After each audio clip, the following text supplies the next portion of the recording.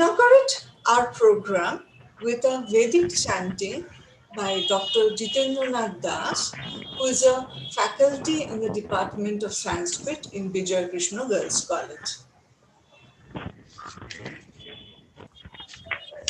Ubhyo namaha harihi om sahana bhavatu sahanau bhunaktu shaho viryam karvavahai tejasvinavadhitamastu ma vidvishabhai.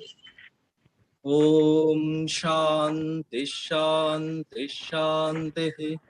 Om Bhadram Karnevhi Srinuyama Devaha Bhadram Pashyimakshavajatraha Sthirairangai Stushtrubhagam Swasvarubhi Vyasema Devahitayadayuhu. Om Swasti na Indra Vridhvasvavaha Swasti na Pusha Vishwavedaha Swasti no Staksha Arishtanemihi Swasti no Vihaspatir Dadhatu. Om Shanti Shanti Harihi Om Tat Sat. I will now request Dr. Huma Bhattacharya, Principal of Girls College, to welcome address. Bhattacharya. Good afternoon, everyone. It is indeed an honor for me to welcome the esteemed resource persons from NAAC. On behalf of Vijay Krishna Girls College, Howrah, I extend our warm welcome to Professor S.C. Sharma, Director, NAAC, Professor Amiya Kumar Roth, Advisor, NAAC, Dr. B.S. Panmudiraj, Advisor, NAAC, Khati, Assistant Advisor, NAAC, and Dr. Nilesh Pandey, Assistant Advisor, NAAC, supported webinar on new assessment process of NAAC organized by Internal Quality Assurance Cell of Vijay Krishna Girls College, Howrah, in collaboration with Bankura Jila Sharadamani Mohila Mahavidyapit. I also take great pleasure in welcoming Dr. Siddhartha Gupta, Principal, Bankura Jila Sharadamani Mohila Mahavidyapit. I welcome all participants from our colleges as well as colleges from different parts of the country. Vijay Krishna Girls College was established by a visionary, Dr. Vijay Krishna Bhattacharya, in the year 1947 with an aim to educate and emancipate girl students and to help them to find a place for themselves in this severely competitive world. The college has always made an effort to carry on with this baton. This webinar is a step in the direction towards improvement in quality education and under the able guidance of the stalwarts from NAAC. And I hope this will eventually help us in a continuous upgradation and improvement of our institution as is envisaged by NAAC, with a belief that this webinar will extremely benefit all of us. I again welcome our notable resource persons and wish this webinar a success. Thank you. Thank you, Dr. Bhattacharya. Now, there will be a message by the Honorable Director of NAAC, Dr. S.C. Sharma.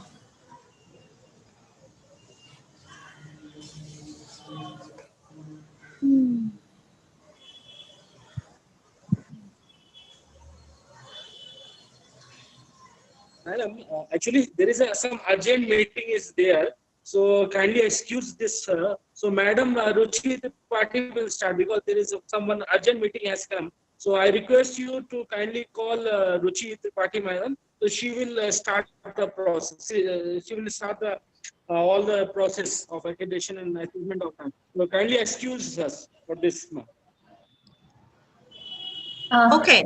NAAC has been doing webinars during Uh, this lockdown and COVID yeah. So period. Okay, do you continue, want continue. This is just to help After the this, higher Continue, ma'am. education institutions throughout the continue? Okay. country. Okay. With all the Okay. support of higher education institutions and from internal staff of NAAC, we wish all the higher education institutions all the best, and we are at your service. We would like to conduct more webinars in future also. Thank you. Namaste. Our sincerest thanks to Dr. Sharma for his message. Now, what will be the next step? Yeah. Normally, okay. You can ask. Can IQAC can I take a minute up? Just the gist of the webinar. So next, I'll Nilesh ji? Dr. Shweta Guho, who is the coordinator of IQAC, Vijay Krishna Girls College, to give a gist of the webinar. Thank you, Rupkatha. Good afternoon. And on behalf of IQAC Vijay Krishna Girls College, Howrah, I cordially welcome to NAAC supported national webinar on new assessment process of NAAC. NAAC accreditation helps the higher education institution to know its strength, weaknesses, and opportunities through an informed review process. Students also get to know quality of education, research output, and teaching learning infrastructure of an institution, and choose the best one on the basis of NAAC grade. It is the prime responsibility of IQAC to initiate, plan, and supervise all the activities that are necessary to increase the quality of education imparted in an institution.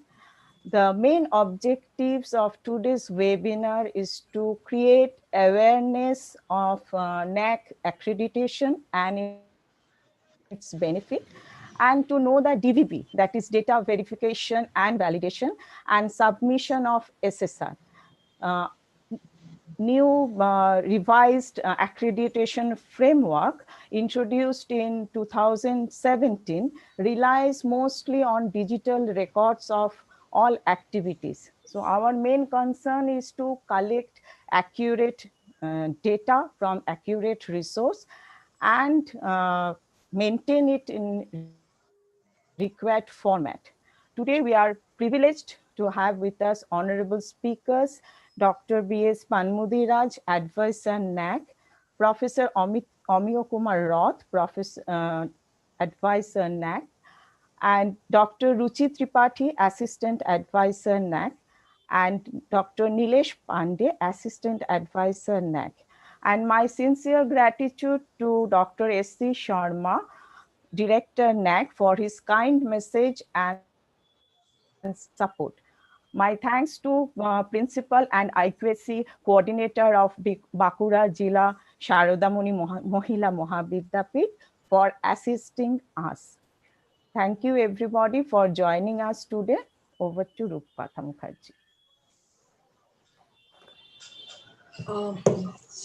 Today we are privileged to have four very eminent resource persons, and just we take the honor of introducing our very renowned four speakers today. Shall Tanvir introduce Dr. Ruchi in the beginning? Yes. Tanvir? Yes, as Dr. Pandey said. Yes, ma'am. I am the first speaker. Need not to introduce me. It's okay. No problem. Shall I start my presentation, ma'am? Shall I start? Yes, ma'am. You can start your presentation. Yes. Thank you for joining us. Thank you for joining us, madam. Yeah. Yes. Thank you, ma'am. Thank you. Am I audible perfectly? Yes. Okay.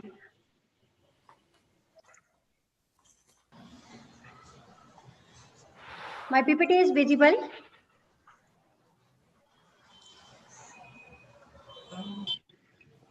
Yes, ma'am. We can see your screen.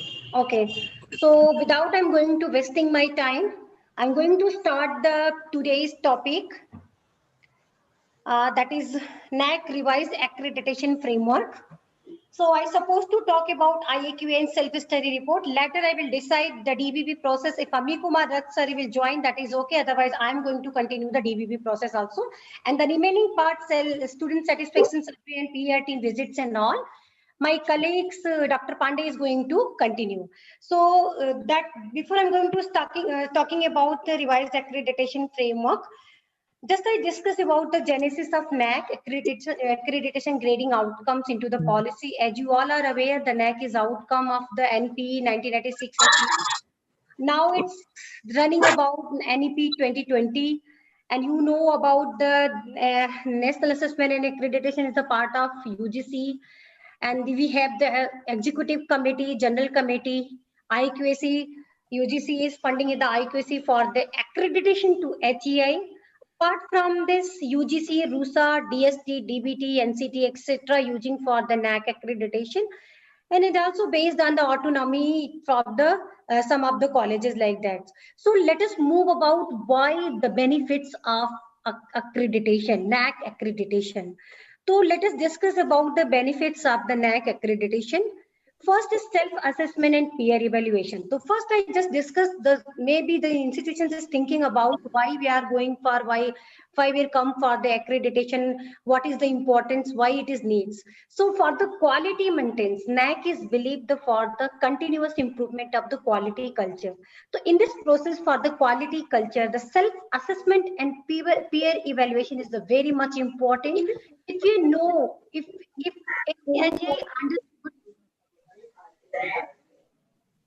any HI knows the self-assessment means strength, weakness, opportunities of the colleges, they may improve themselves for the wherever they are weak, wherever they are positive strength. So accordingly, they may increase on the basis of the self-assessment and peer evaluation. Also to identify the internal areas of planning and resource allocation.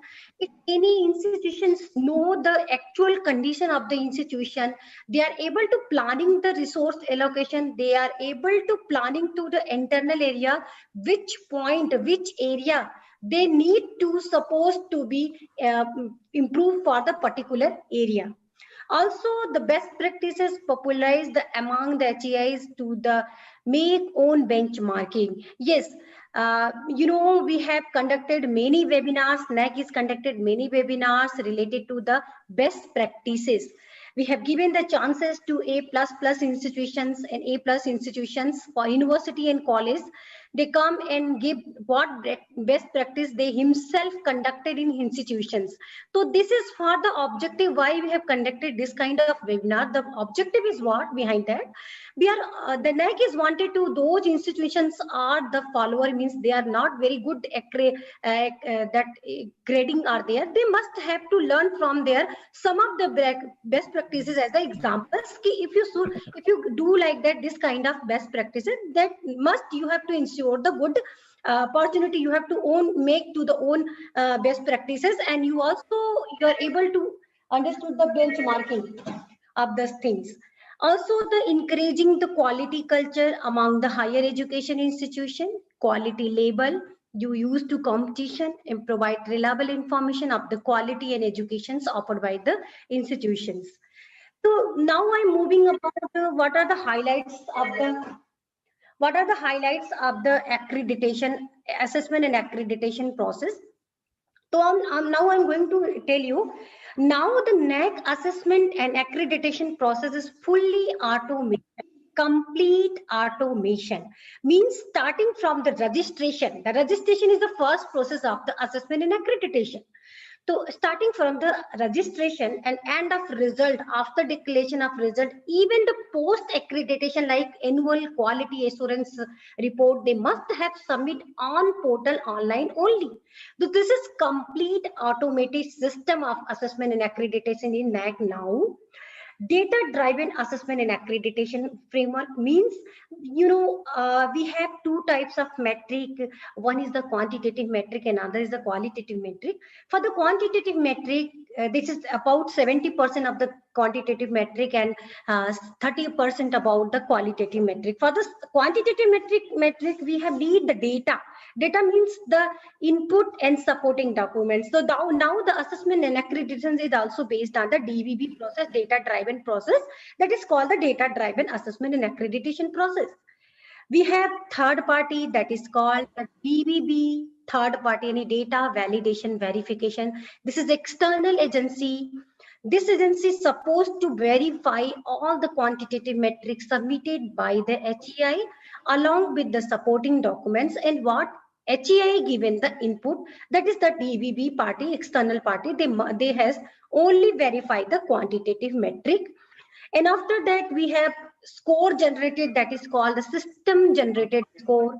In this score is combination of online evaluation and peer judgment. Means quantitative metric score, that is after the DVB process, QNM score, that, and plus qualitative metric, what I told, that is 30%. This is on-site peer team visit. After the peer team visit, there is score generated, the combination of the quantitative scores plus the qualitative scores, that is called as the system generated score. And we have also the new things and innovative things, online student satisfaction survey. What is this? This is very unique and very beautiful process in NAAC, student satisfaction survey. We have one of the metric, that is 2.7.1. This is for, we have asking, NAAC is asking in this metric data, this is the quantitative metric only, but we have asking the data related to the students, email IDs, phone number and all. My fellow colleague Dr. Riles is going to explain in detail in student satisfaction survey. So I just want to tell, this is the new things that we have conducted online survey. Direct, we are going to give the links to the students, and students are reply on email only. There is no intervention of the HEI or any third party. Students directly fill the questionnaire. We have some 2021 questionnaire. Direct students fill and submit to the NAAC. So this is the online student satisfaction survey. We have different weightage in the different type of institutions like UG, PG, and autonomous and university college. Now the moving ahead, this is the system selection of integration logistic to external agency. Yes. NAAC is now going to take care all the logistic process. We have third party, that is called another government party, third party, that is the Bamal Lari. That Bamal Lari is fully taking care of now the NAAC, all the logistic things and hotel bookings things. So Bamal Lari is the external agency. They are taking care of all the booking of air tickets and hotel arrangement. So HEI need not to book anything for the peer team member. So this is one thing also in highlights of assessment and accreditation. We have one stage that is called the pre-qualifier stage. Means once the DBB process is over for the quantitative metric, then a score is generated, that is called as the pre-qualifier. Means if any institution get score of all the quantitative metric greater than 25%, means that institution is pre-qualification pass. If below, means the pre-qualification fail. So detail I am going to explain there in DBB process, after DBB process. Now the total confidently till visit date, means starting from your IAQA to the visit date, even after visit also the AQR steps. All process is the very much confidentially and transparent. It is also the focus on institutional values, innovation, issues, inclusion and distinctiveness. We have metric in the different criteria. In the 7 criteria, we have the metric, we have asking the values for the innovation and issues of the inclusion of the distinctiveness. So these are the highlights of the assessment and accreditation process. Now I come to the point, that is assessment and accreditation process. So this is the whole assessment and accreditation process. Starting from registration, this is simple process and first process registration. Then IIQA, institutional information for the quality assessment. Then third, self-study report. Fourth is the data validation verification process and student satisfaction. These two processes, parallel process after the submission of the self-study report by the HEI. Then after quantitative, that DBB process, the score will be generated, that is called as a pre-qualification score, what I explained earlier. And once the HEI's pre-qualification passed, the next process is the peer team visit. But if institution pre-qualification fail, The assessment and accreditation is stopped there himself. After the peer team visit, the institutional grade is start, and after the accreditation, their post-accreditation FINA also annual quality assurance report. HEI needs to submit after the accreditation. So this is overall process of the assessment and accreditation. This is the chart how the process is going on. You may see here, this is first after registration. This is IAQA process. In institution is apply for IAQ. If IAQ is accepted, next process is self-study report. If IAQ is rejected, means we have given 2 more attempts with the same fee, but the institutions come within a year. So 2 attempts, they must have the 2 attempts within the same fees. That is the things after rejection. But if IAQ is accepted, the HEI needs to be submit self-study report within the 45 days. NAAC is going to give 45 days. Within the 45 days, HEI needs to submit all the qualitative, quantitative metric, data template, and supporting documents. And after the submission of SSR, there is 2 parallel process. This is student satisfaction survey that is separate, and another is data validation verification process that is verified by the third-party external agencies.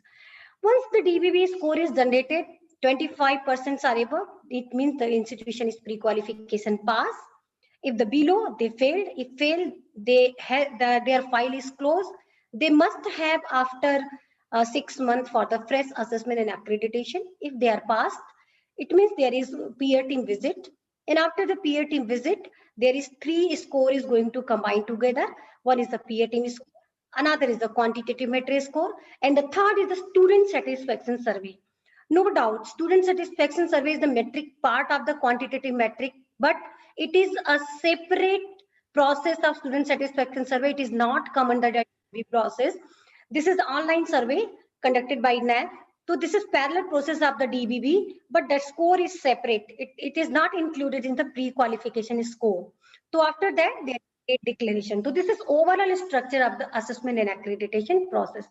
Now moving ahead, what is the eligibility criteria of the accreditation process? So basic, very simple process. If any higher education institutions with a record of at least 2 batches of student graduated or been in existence of 6 years, whichever is earlier, are eligible to apply for the process of assessment and accreditation of NAAC. So this is the eligibility criteria. First, also some of the points is also very much important to understand the HEI. Institution which would like to make an improvement in the accreditation status, they may apply for reassessment. The reassessment procedure is same as the accreditation process.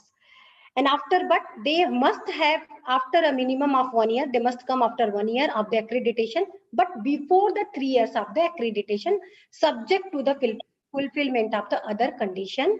If any institutions opting the subsequent cycle, 2nd, 3rd, 4th, the accreditation can submit the IAQA during the last 6 months of the validity of the accreditation period. So this is the things, what are the eligibility, what is the reassessment process and all. Now moving ahead, I just discuss about the process of institutional information quality assessment, IAQA process in detail. So first, IAQA process, before I'm going to explain, just I need to be understand what are the overall process of the IAQA. So after the registration, there is IAQA application. First, institution needs to be fill IAQA application, then fill the P of IAQA and submit IAQA. After submission of IAQA by the HEI, NAAC is going to verify if any discrepancies is there. NAAC officer is going to raise the clarification to the HEI, and if the clarification is solved by the HEI, then acceptance. If not, it is not solved by the HEI, it may be rejection. But rejection is very few because the clarification is, there is process of clarification. It means any discrepancies is there, the NAAC is going to ask the clarification to HEI, and HEI are able to provide. And in this period, rejection chances is very much less, but acceptance is more. So this is the overall process of IAQA. And IAQA process, after this process, registration, you know, this is very simple process. You must go to the NAAC website, www.naac.gov.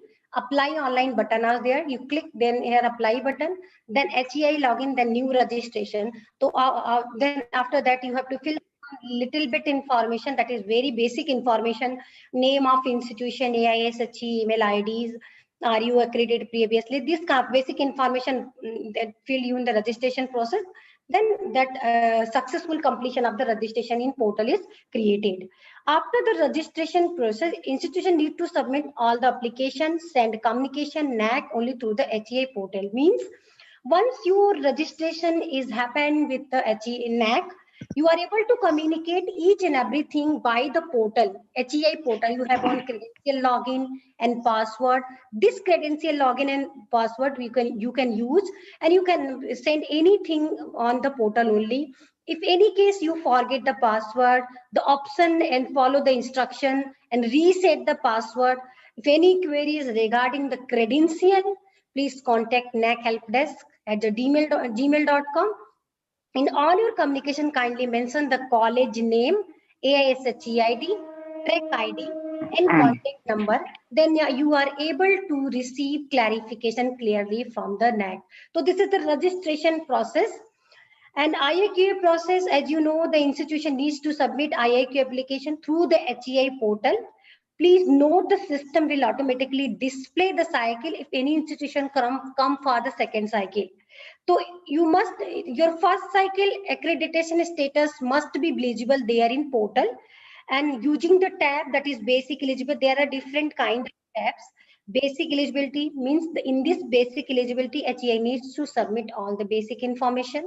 Then affiliation compliance means if institution have programs, number of UG program and PG program like BA, BSc, BCom, BBA or any other program, they must have provided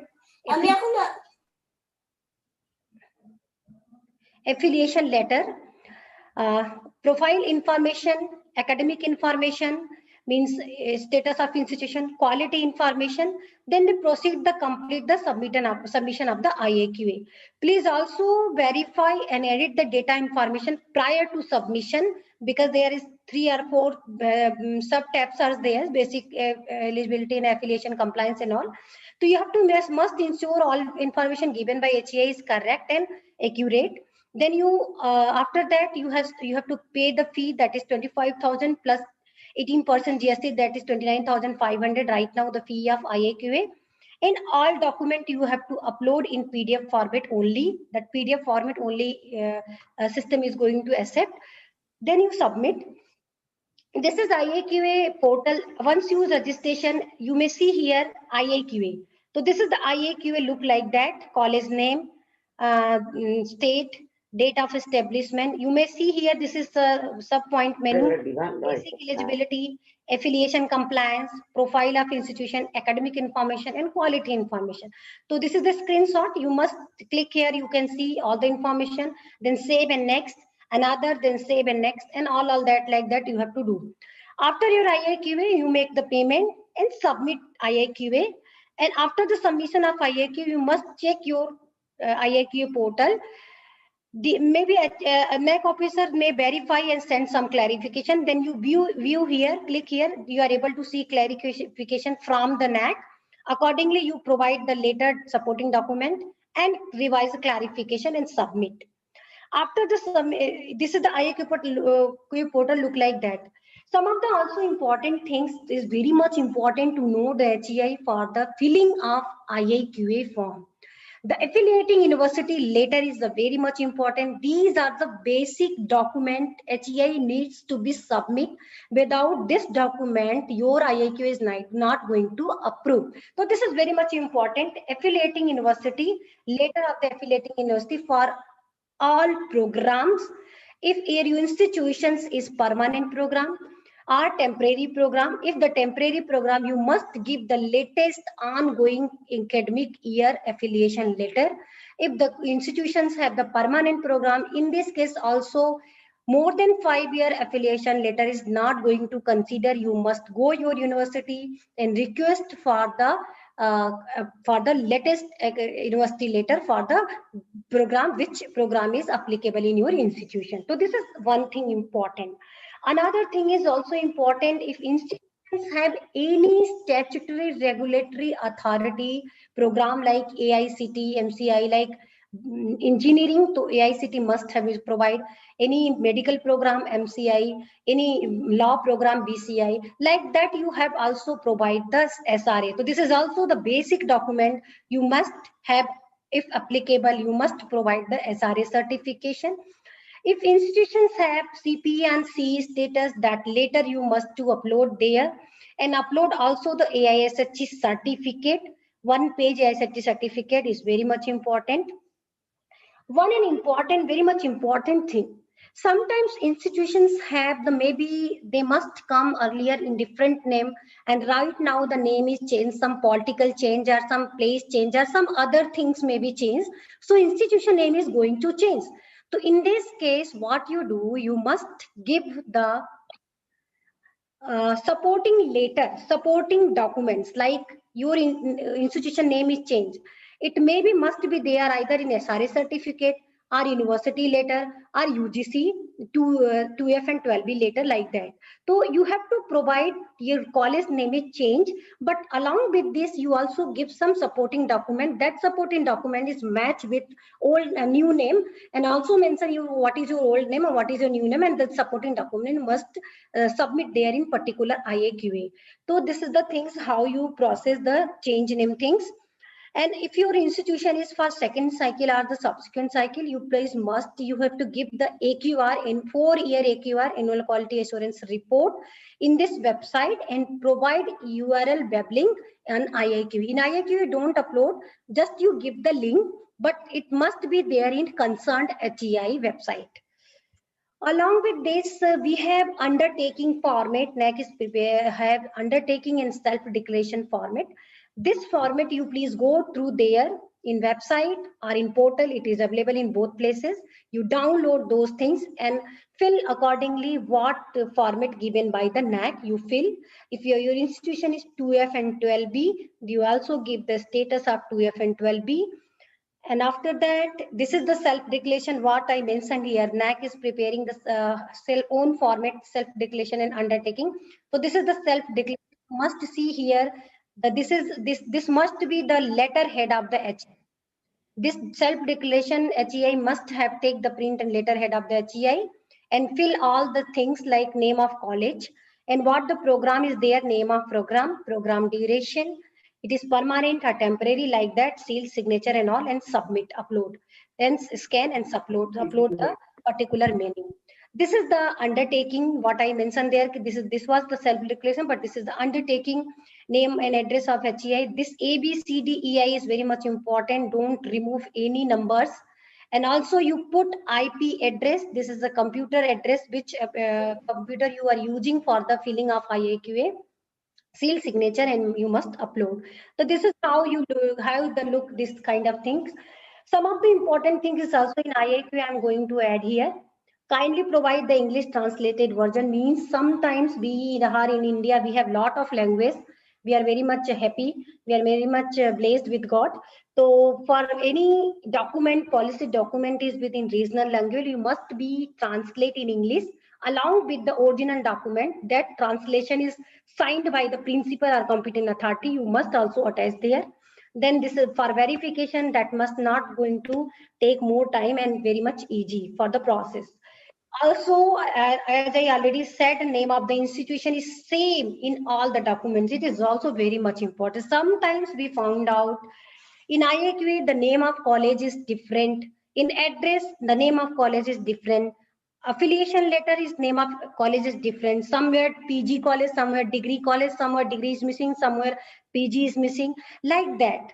So AISHE or a university letter or IAQA, each and every place, each and every document, the name of HEI should be same. So this is very much important.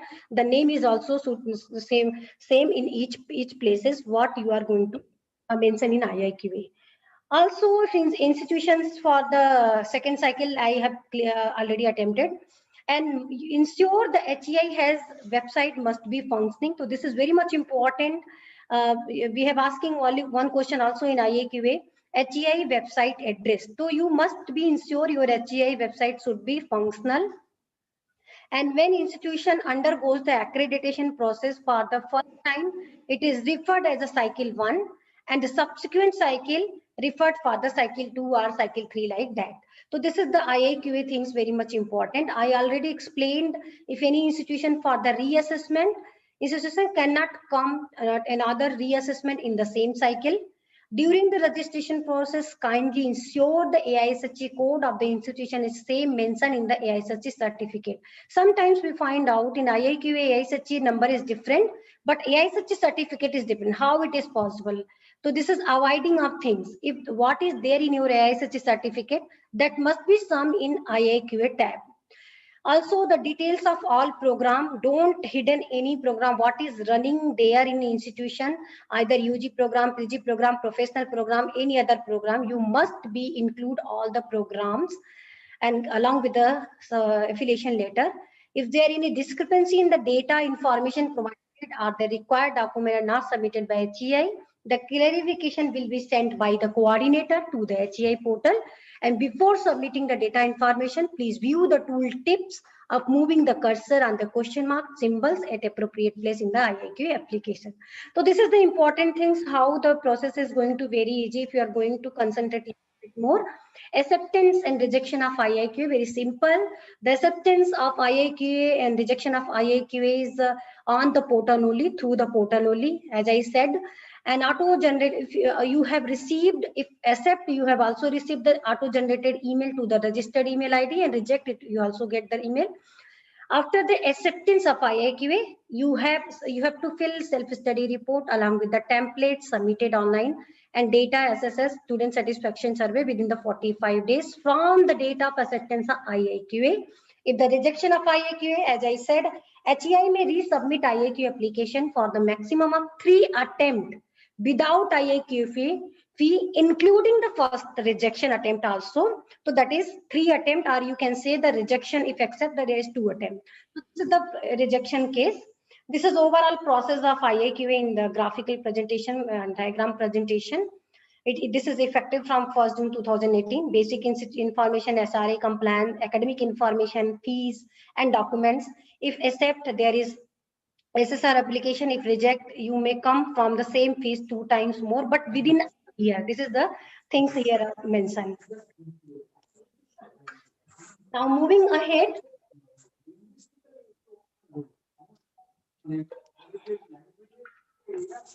Now come to the filling of self-study report, online submission of self-study report. You have, if any query related to IAQA, please mention in chat. After my presentation, I'm going to answer. Otherwise, you can also directly ask me, no problem. So this is the second process, self-study report, online submission of self-study report. This is consist of 6 processes. 6 processes combined together called as the self-study report. The first process is executive summary. Second is profile of the institution. Third is the extended profile. Fourth is the quality indicator framework.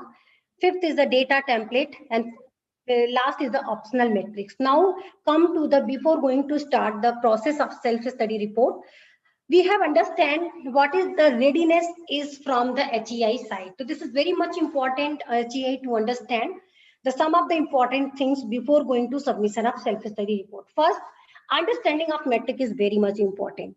So once if you come for the accreditation, you must go through the NAAC website, download your manual. If you're a UG college, PG college, or the autonomous college or university, you must download the manual, read, see, understand the metric.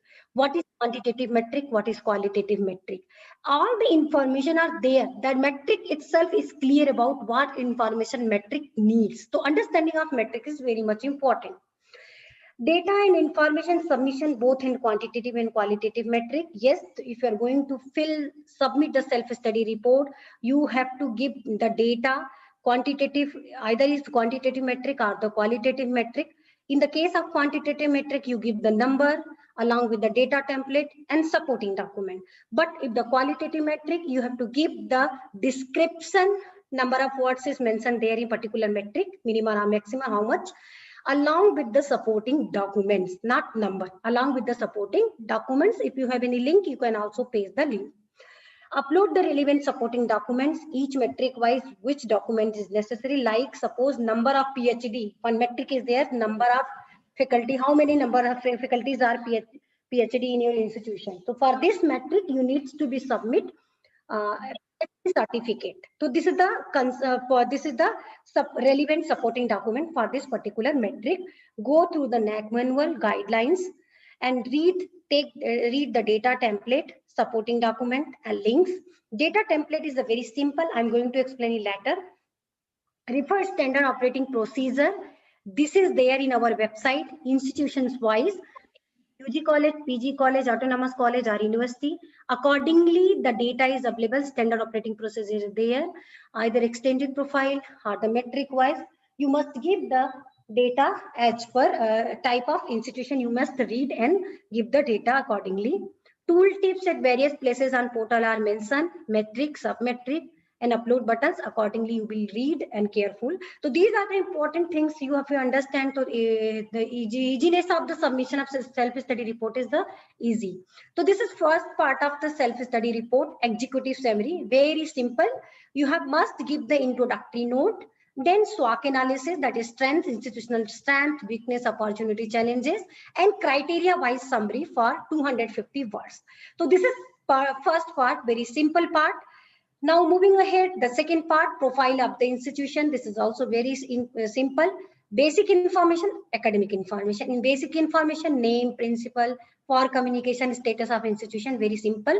And academic information, detail of program offered by the college, position, detail, faculty. This is you must be careful if you are going to submit the academic information.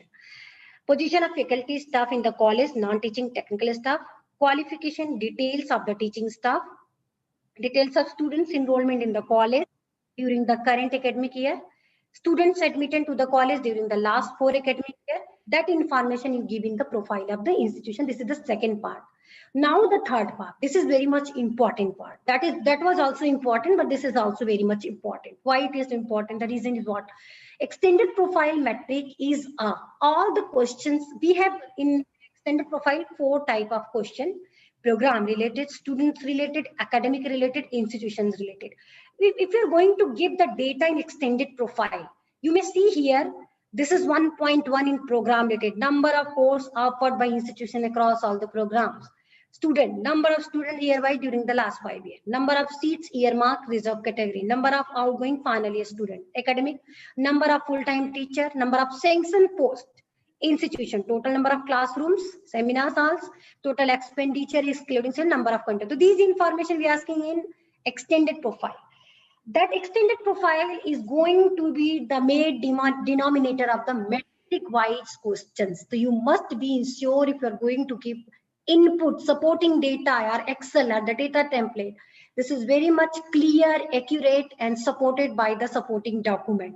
So this is very much important where you are going to, if you are going to fill the extended profile, you must clear about what is program, what is course. This is already cleared by the concerned college affiliated university. You must, if you have any doubt, you can go your university and clear what is program, what is course. By the way, we have mentioned in our manual, in glossary, what is program and what is course. Simple. So that the paper is the course and degree is the program. If we have mentioned there, you please go to the, sometimes it is vary from the university to university to better to confirm your university. So this is the things how the clarity is important. Now I just take one screenshot of the standard operating procedure in extended profile.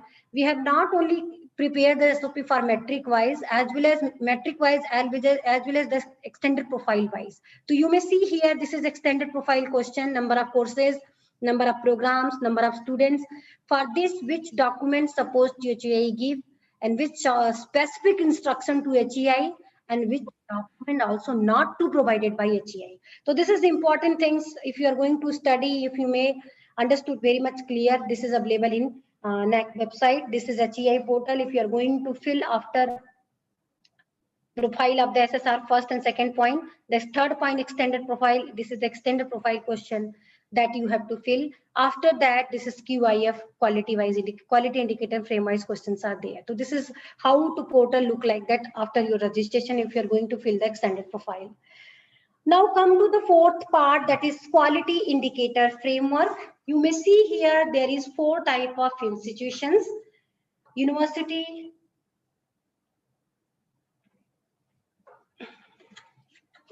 autonomous college, affiliated UG college, affiliated PG college.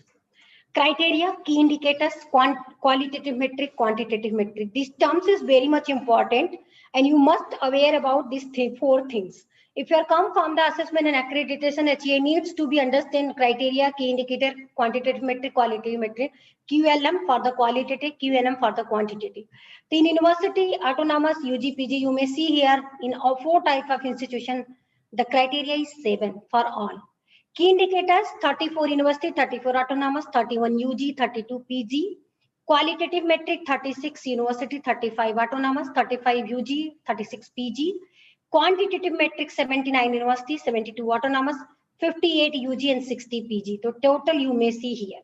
So this is the segregation of criteria, how many criteria are type of institutions, and key indicator and qualitative metric and quantitative metric. Let us move about the what is the whole 7 criteria are there. The first, you may aware curricular aspect.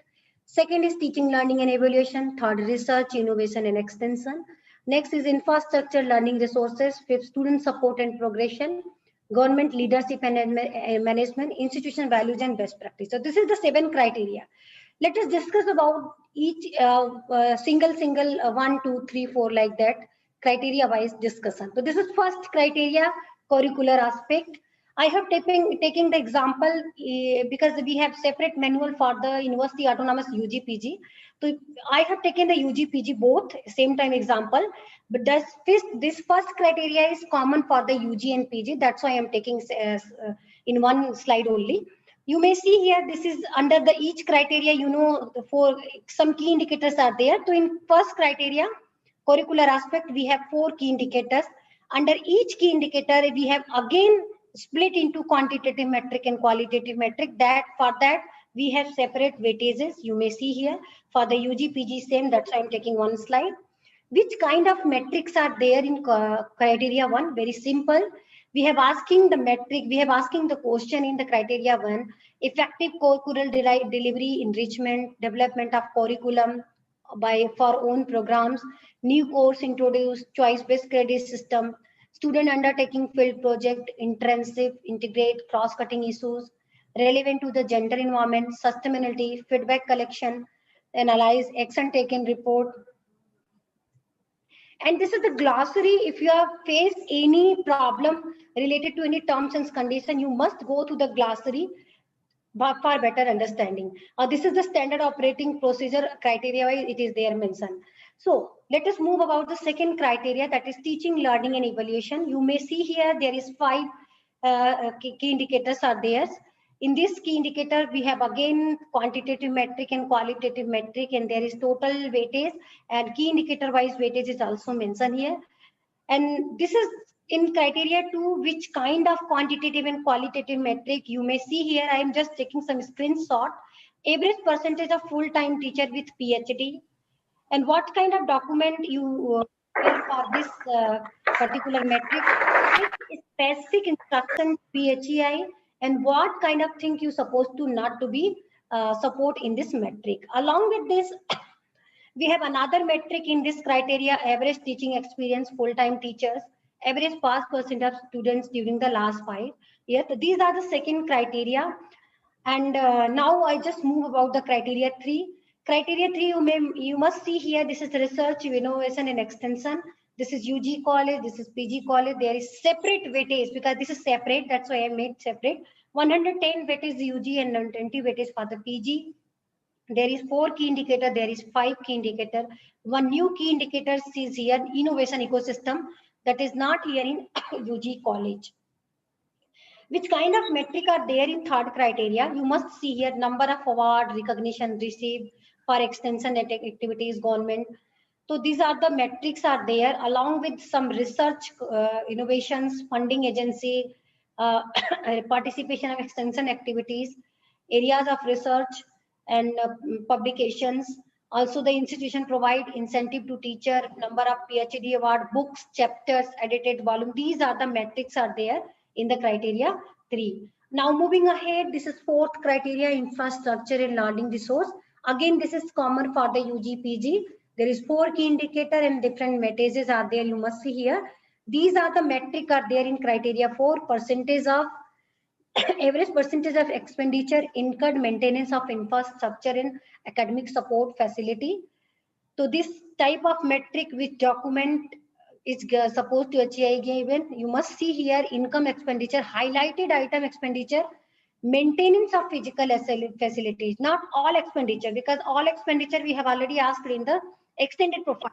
So in this metric only asking data for the maintenance of expenditure. So you have to must ensure and highlight the audited statement and balance sheet, maintenance of physical and academic expenditure only. Along with this, some of the metric is in there in 4th criteria: library, books, journals, periodicals, open access, internet, digital e-library, full-fledged ICT, multimedia, virtual classroom. These are the metric are there in criteria 4. E-Sodh Ganga, Sodh Sindhu, annual expenditure purchase, ICT-enabled facilities. These are there in 4th criteria. Now the 5th criteria. In this 5th criteria, student support and progression. Again, the UG/PG is the different weightages, but the key indicators are same. Only the difference is here in the key indicator 2, students progression. Here the weightage is 30, here the 25. And another is here the student participation is the 45, weightage here the 50. So this is the split of weightages key indicator wise. Which kind of metric there in criteria 5? Average percentage of student benefited by the scholarship, average percentage of student benefited by the scholarship receipt provided by the institution, non-government. And along with student benefited free ship government, guiding of competitive examination, remedial coaching, yoga, meditation, personal counseling, placement related metrics, outstanding performance, sports, culture, students counseling, alumni association, alumni contribution. So these are there in 5th criteria. This is 6th criteria, again common, same in UG/PG, government leadership and management, 100 weightage, and is split accordingly key weightage wise. This is the key indicator, 5 key indicators are there. And this is the metric, average percent of teacher undergoing online face-to-face faculty development orientation professional program. So this is the supporting document accordingly. Along with these, this is also the metric there in criteria 6, effective leadership, fine-tuned with vision. This is qualitative metric. And again, the quantitative metric, strategic plan, this is the quality metric. And effectiveness of cells, bodies, financial support, faculty development program, and institutional strategy for mobilization of fund, facility, agenda, academic. So these are the metrics are there in criteria 6.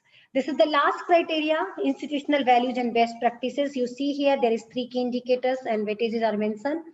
This is the metric, water conservation facilities available in the institutions, gender equity, safety, security, renewable energy, lighting, power requirement, waste management, solid waste management, liquid waste, e-waste.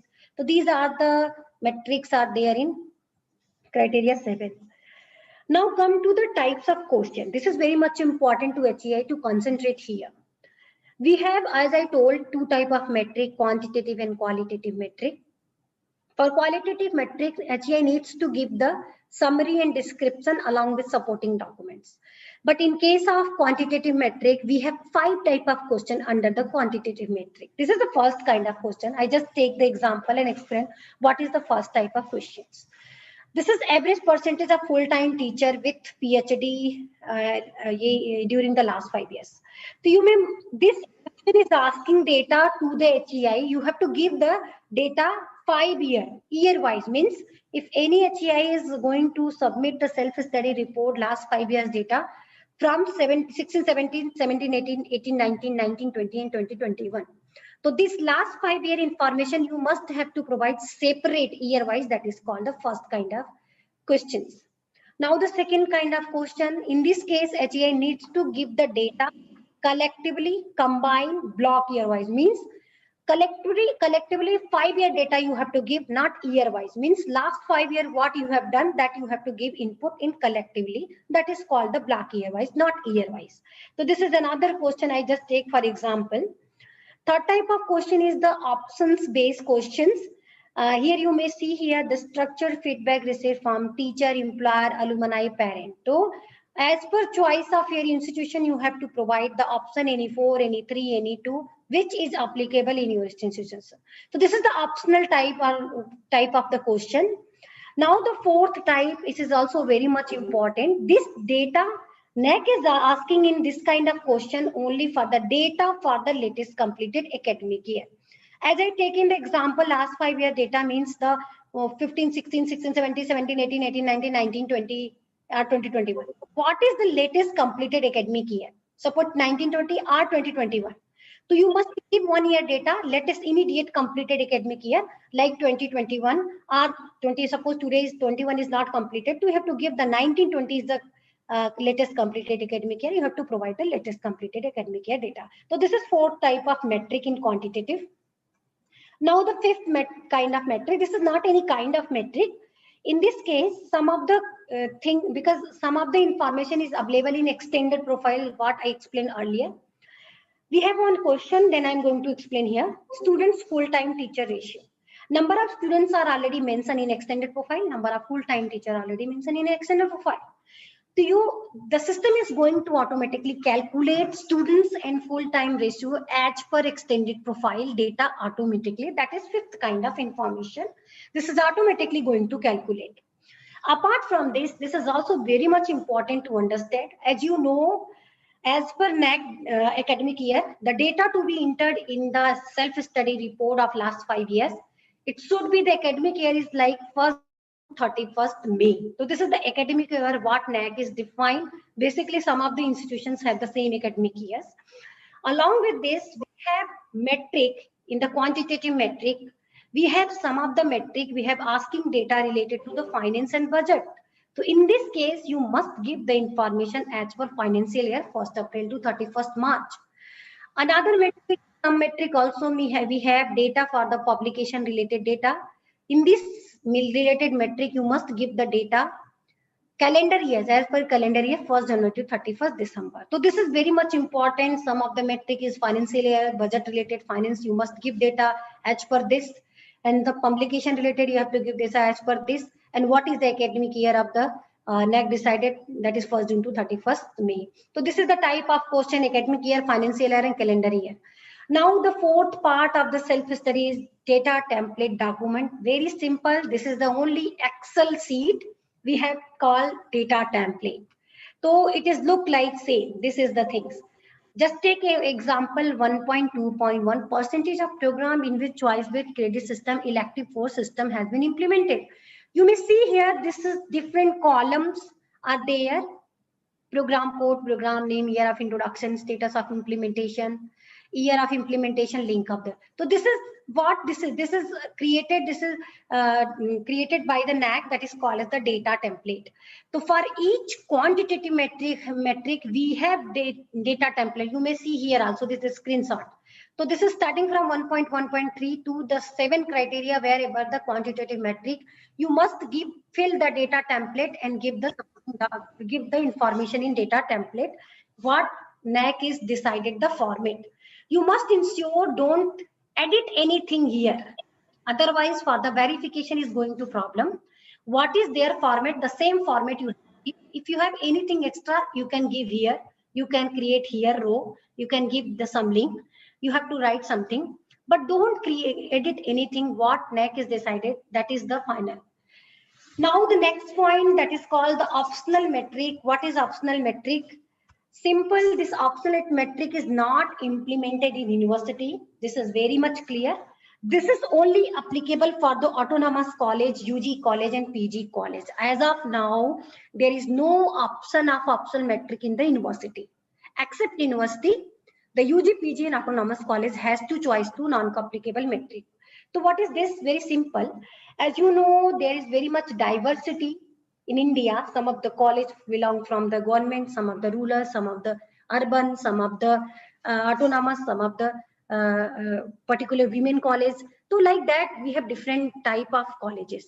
On the basis of this type of college, we are going to give the option to HEI.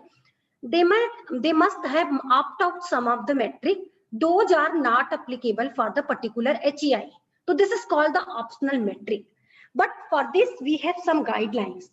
We have guidelines. The HEI must have only opted to not exceed the 3%, means, you know, we have total weightage is 1000. Out of 1000, that is 30 weightage has the option HEI only opt out the 30 weightage of the metric. Number one. Number two, metric with maximum of total 10 weightage per criteria can only be opted out. Means in each criteria you have only the limit, you can opt out 10 weightages of metric. Another, criteria 1 to 7 are essentials. It means there is no option to opt out in criteria 1, 2, and 7, and no metric can be opted out in this criteria. It means you have option to opt out 3, 4, 5, 6, not 1 to 7. And metric identifies as optional can be only be opted out. For the qualitative metric cannot be opted out. Means all the qualitative metric is essential also. So this is the guidelines how you ensure, how you must clear which metric. Suppose any metric is of you don't have data, so you can opt out. This is the benefit to you for this. That is called as the optional metric. This is the HEI portal in optional metrics look like that. This is selection of optional metric. This is automatically, if you wrong selection is happen, you can clear. Again, you can choose.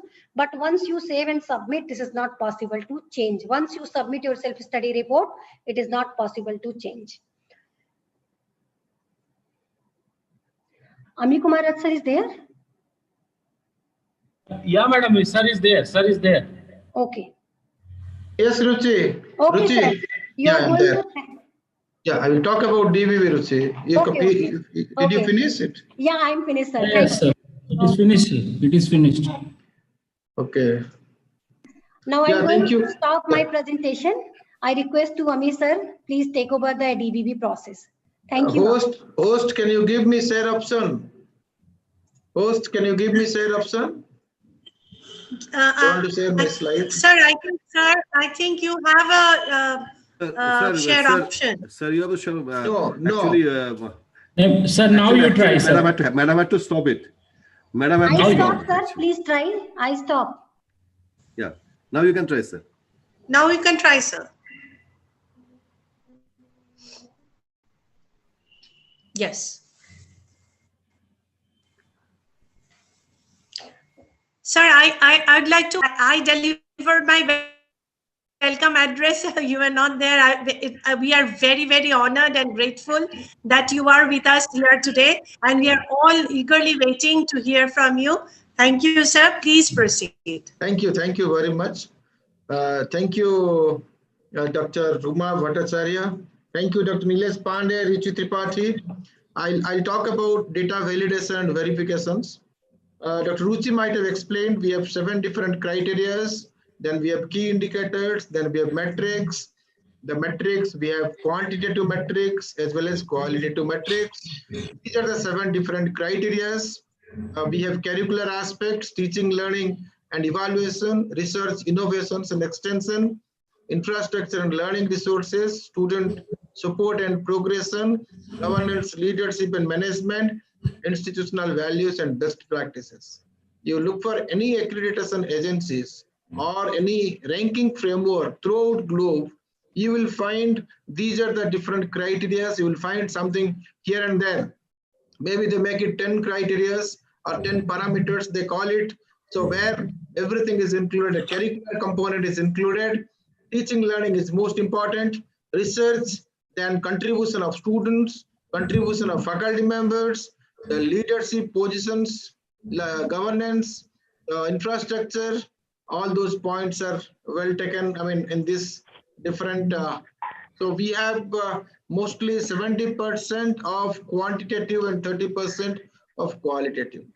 In this, I will talk about what is the importance of data validation and verifications, because quantitative component is, you can see here in each criteria, either it is universities, autonomous or affiliated UG and PG, in every criteria, you have some quantitative metrics and you have some qualitative metrics. as Dr. Ruchi Tripathi pointed out, the qualitative metrics will be verified and validated by the peer team members in the field when they visit the institute. But for the quantitative metrics, we have DVV partners, we call data validation verification partner. The assessment and accreditation process, the stages are, first of all, the institute needs to submit IIQA, institutional information for quality assessment. Then they need to submit self-study report within 45 days. In the self-study report, there are metric data and optional metrics. Only for affiliated colleges and autonomous colleges, this provision of opt-out metrics is available. Then we have data validation verifications. Then student satisfaction survey and DVV, they go parallel activities. Then the pre-qualification of quantitative metrics, then the peer team visits, then assessment outcome document. If you look at this diagram, IIQA will be submitted, then if it is accepted, then SSR needs to be submitted by the institute. Then we have DVV process and student satisfaction survey, then the pre-qualifications. If the IIQA is rejected, you will be given 2 more attempts in a year with the same fees. After pre-qualifications, if the pre-qualification is failed, again IIQA has to be submitted by the institute. If it is passed, then the peer team visits. Peer team visits will be completed in a maximum period of 90 days. Then finally, the qualitative metrics and quantitative metrics will be combined together to get a grade. IIQ approved SSR submission is 45 days. DVV clarification time is 15 days, will be given to the institute, then pre-qualified, then peer visits. So understanding of metrics is very important because we have data template as well as we have supporting documents. Based on the data templates, then you need to submit the supporting documents. If you provide the documents in a systematic manner, it will be easy for the DVV partners to find out, whatever they need to know, they can understand from there. Then upload, it's very important to upload the relevant documents. Go through the NAAC manual and guidelines, refer the standard operating procedures. In the standard operating procedures, it is mentioned which data has to be considered and which is not to be considered. Refer manual, refer NAAC website, check the dashboard, HCI dashboard, go through the data templates and go through the standard operating procedures. Look at this metric. It is QNM 1.2.1. It's a quantitative metrics. The metric is percentage of new courses introduced of the total number of courses across all programs offered during the last 5 years. In this case, we have a formula. Every quantitative metrics, most of the quantitative metrics, you will find there will be a formula. The formula is number of new courses introduced during the last 5 years divided by number of courses offered during last 5 years multiplied by 100. The institute response, because the denominator will come from the extended profile, numerator by denominator will give a value. All QNM is subject to data validation and verification except student satisfaction survey. So we have a qualitative metrics that has descriptive approach in measuring the quality.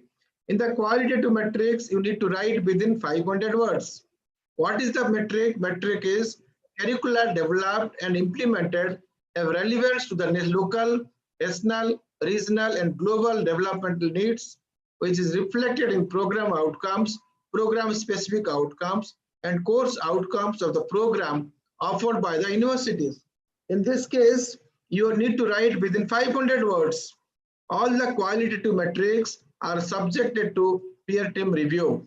Similarly, another qualitative metrics, the metric is the institute assess the learning level of the students and organizes special programs for advanced learners and slow learners.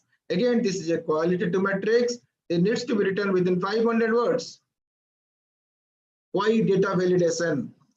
need for validation is to obtain consistent, reliable, and more accurate data. This will act as a proof in decision making and to get assurance of quality product. Data validation and verification. Data templates is very essential that data templates is to be correctly filled. HCI website should be functional. Fill the response within 15 days of clarification period. HCI will be given 15 days time to give the clarification to DVV. Data should not be hosted in the Google Drive or any drive, and no password. We don't want any password protected. If the data is more than 5 MB, because our metric allows 5 MB of data to be uploaded, if it is more than 5 MB, institutions can host it on their website and share the link.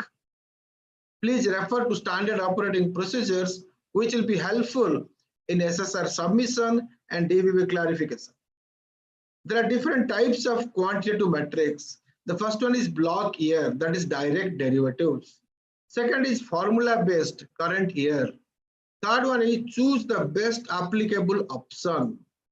Fourth one is types of time slots. Sometimes we ask year-wise, sometimes last 5 years data, sometimes data for latest completed academic year. Direct derivatives, I am just giving an example. One quantitative metric is number of value-added courses for imparting transferable and life skills offered during last 5 years. The weightage is 10. And this is direct derivatives. This is the kind of questions metric in 1.3.2 where you might have given the templates as well as the supporting documents. Based on the templates and the supporting documents, DVV will verify and validate.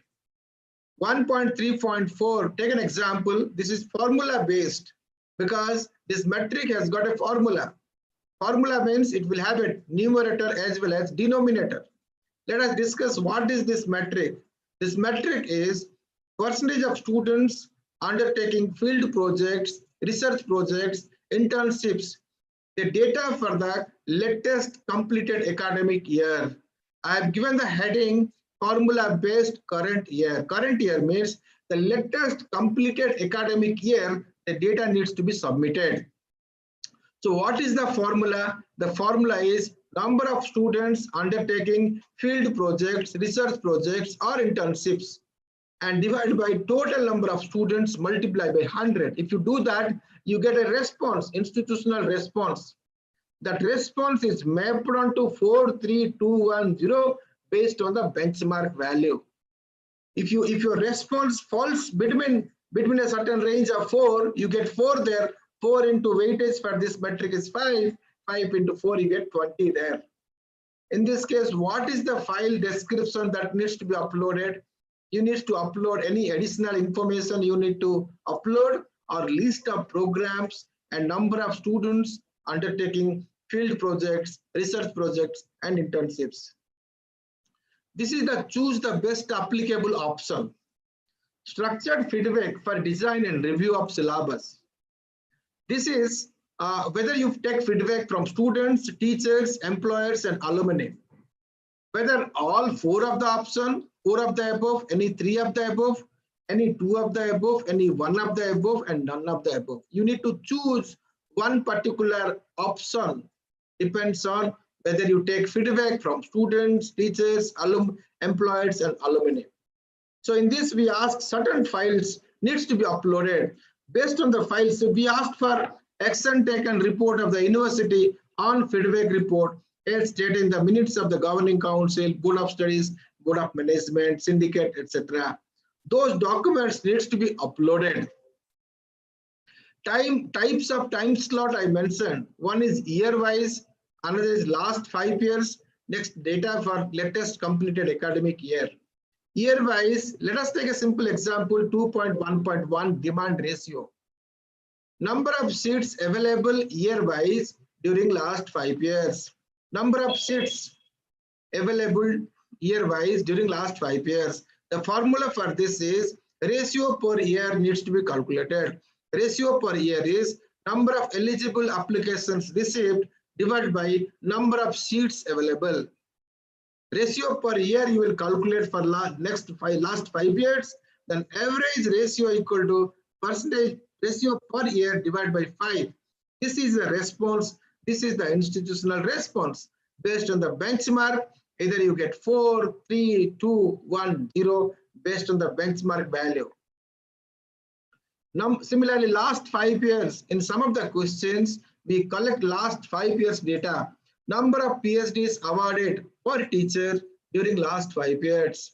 Here, what is the formula for this? Number of PhD degrees awarded during last 5 years divided by number of teachers as a recognized guides during last 5 years. Suppose there are 10 teachers who are research, who are recognized guides, and how many PhDs awarded? If there are 30 PhD awarded, 30 by 10 equals to 3.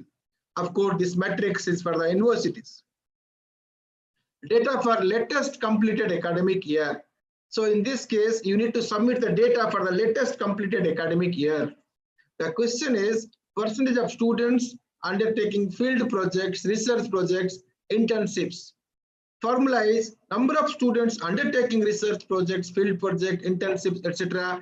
divided by total number of students multiplied by 100. You get a percentage there. Similarly, requirements for quantitative metrics. Here we collect metric input, then you need to submit data template, and you need to submit the supporting documents. All three should be complementing to each other. Quantitative metrics of self-study report will be sent for DVV clarifications. Total metrics in university is 115, out of which 79 metrics are quantitative metrics. Similarly, for autonomous colleges, there are 107 metrics, out of which 72 are quantitative. Similarly, affiliated PG and constituent colleges, 96 metrics are there, out of which 60 are quantitative metrics. Similarly, for affiliated PG and constituent colleges, 93 metrics are there, out of which total 58 metrics are quantitative metrics. Institution found to be providing incorrect information, data for quantitative metrics during validation verification stage will be asked for clarifications. DVV will ask clarification to the institute in certain metrics or in all the metrics. There is a fixed timeline for the entire DVV process. As I was mentioning earlier, the DVV will ask for clarification and institution will be given 15 days time to respond to DVV clarifications. Institutions are supposed to respond within a stipulated time given by the DVV partner during DVV clarification stage. On the basis of clarifications submitted by the HCIs, the data will be again sent for DVV partners. So what can you expect DVV process? If you talk institution, what they will expect as far as DVV is concerned after submission of SSR. Now you have submitted the SSR. Within 8 to 10 days, this process will be initiated. Within 8 to 10 days, clarification of SSR is sought by the DVV. 15 days time is provided for the institutions to answer the clarification. Institutions should answer all the clarifications with required supporting documents as requested by the DVV. If the institution do not comply to clarifications, DVV's decision would be final. If the institution is not complying to the clarifications asked by the DVV, then DVV's decision is final. Over.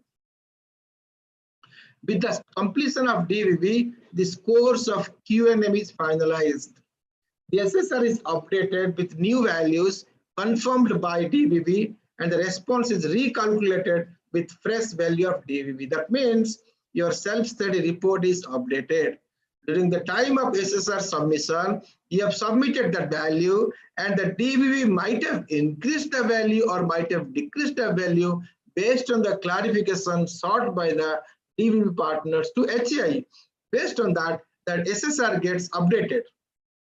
After DVV process, a DVV deviation report will be generated. DVV deviation report on extended profile deviation as well as metric level deviation. Status of each deviated metric will be classified as follows. The classification is HCI clarification accepted. Changed after clarification. DVV suggestion recommended. No answer change. Look at this screenshot. This is of course HCI portal. This has asked number of courses offered by the institution across all the programs during last 5 years.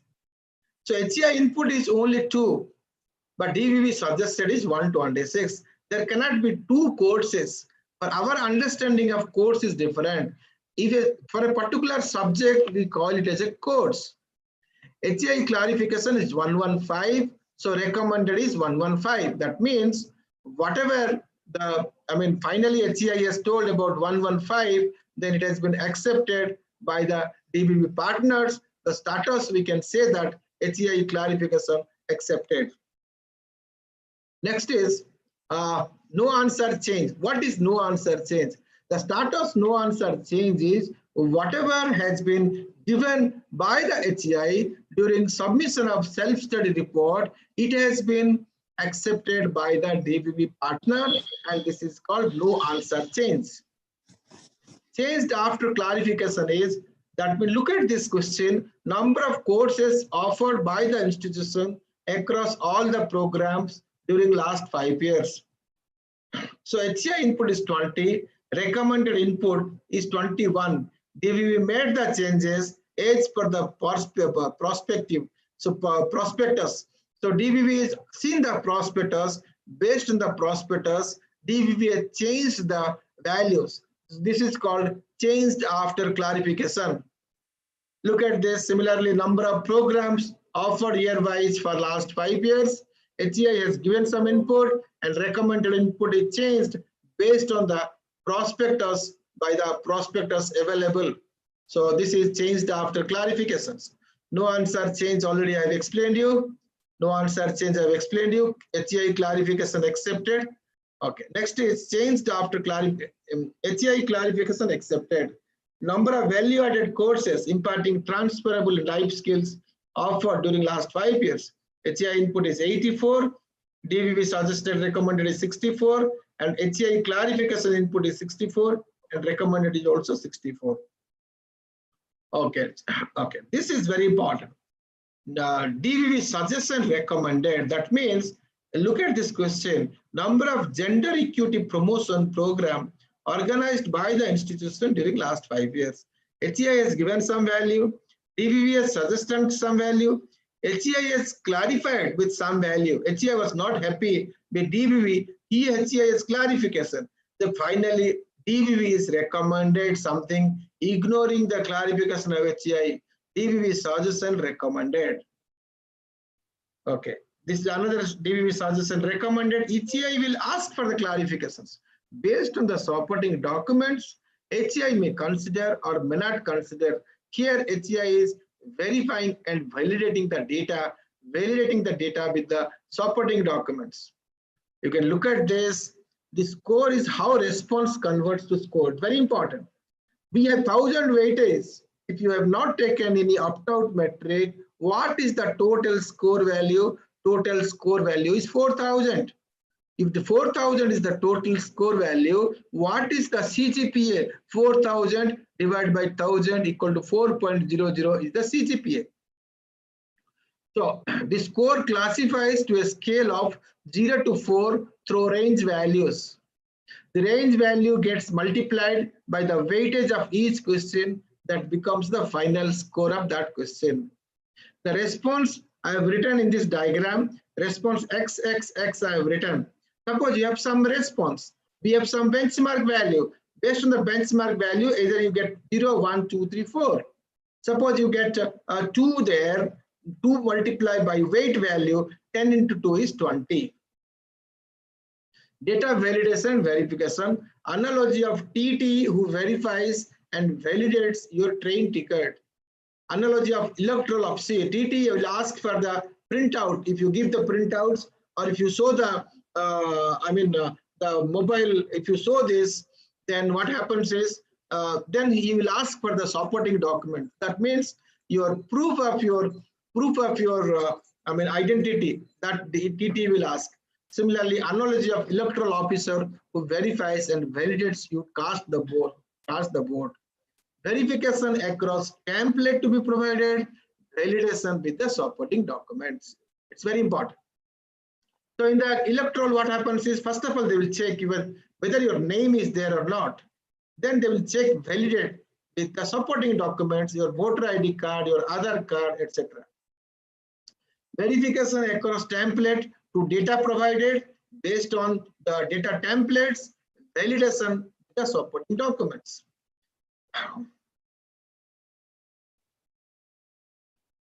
What is DBV?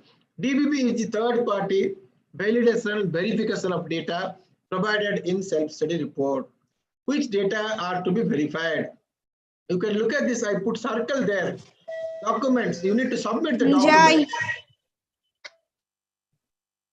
You are submitting the documents. These documents or documents what you are providing that needs to be verified. This data of HCI, who verifies that? Third party. The third party agencies, they verify and validates the data. What happens if and if not discrepancies? This is how the portal looks like. HCI portal looks like. DBV has asked certain things and HCI will respond. There is a response box there. HCI will respond to the response box. Follow standard operating procedures, as I was mentioning earlier. The standard operating procedures helps you to know what to include and what not to include. Important instructions of hosting data time and again. Template is not data. Template is data intensive process. The format of template needs to be othered. Deviation from the format may lead to devastation in the process. That means whatever the template, don't change the format, don't change the template. Don't add or delete the template, depends on your requirements. The template, whatever NAAC has provided, is should adhere to the same templates. Slow but steady always will win the race. Managing the clarification window, small tips for you. Be precise to clarify. What are supporting documents? Should be supportive, then confusing. Huge documents, huge highlights. 5 MB upload space for each clarification. Clarification time will be given 15 days time. What happens then? Classified as non-response. If you are not responding within 15 days, it will be treated as non-response. What is non-response? Non-response is NAAC will close the application. When I can ask for more time, suppose there is a political disturbances, a natural calamity and COVID pandemic like this, then you can ask NAAC for extra time. How do I contact NAAC for this? You need to contact NAAC by using this IMS, issue management system. Finalization of value, 70% of CGPA comes from QNM. DBV can always be a game changer. Serious efforts to answer clarifications effectively. Contact NAAC through IMS if there is any unforeseen happens.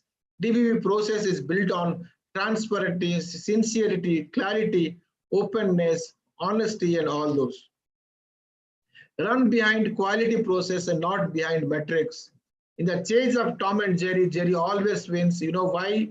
Tom runs for food, but Jerry runs for life. Deviation report. Once the DBV process is over, DBV deviation report is generated.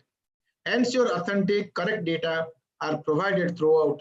Incorrect data or false details could lead to disqualification or penalty.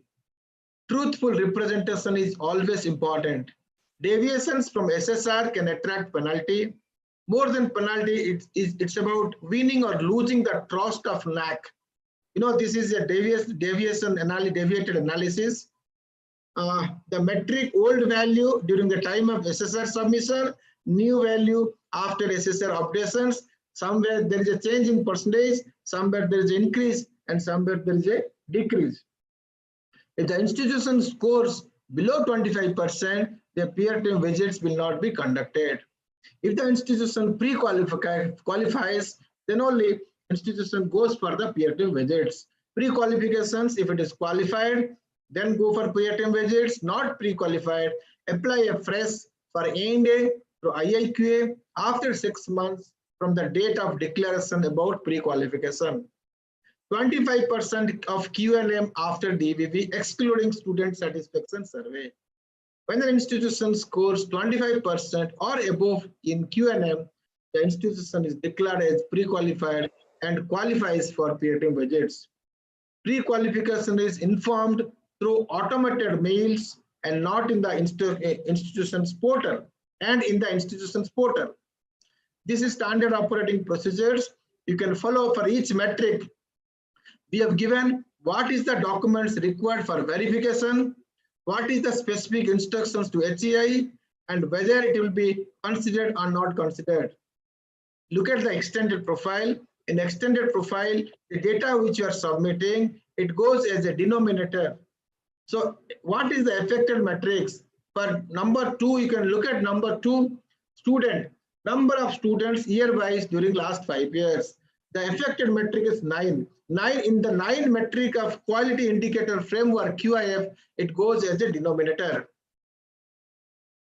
That's all on the DBB process. With the completion of DBB, the score of QNM is finalized.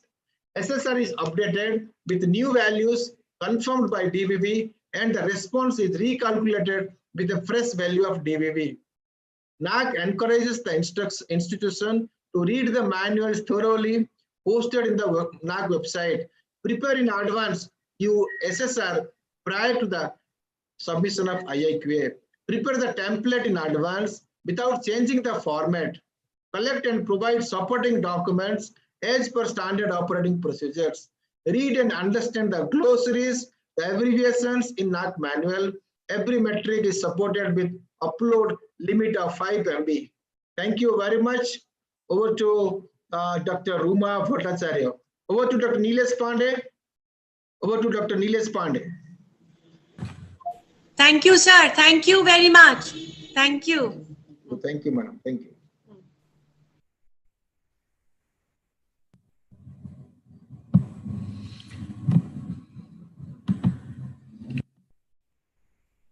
Madam, my slide is visible. Hello. Yes, it is. Yes, it is visible. Thank you, Ruma madam, and thank you, Amiya sir, and thank you, Ruchi Tripathi madam. As I think when I was seeing presentation of Amiya sir, I was going back to in my childhood days, showcasing the example of Tom and Jerry, because Tom and Jerry, right from the childhood, it shows. Because it shows when you are truthful in whatever the things you are doing, you will get a good result. In same way, whatever the data while the institution is providing for the SSR, and whatever the input the institution is providing during the filling of SSR, and also for validating whatever the input the institution has provided, if it is providing a rightful document, it will lead to a good score, a good CPA score. So thank you for taking this example.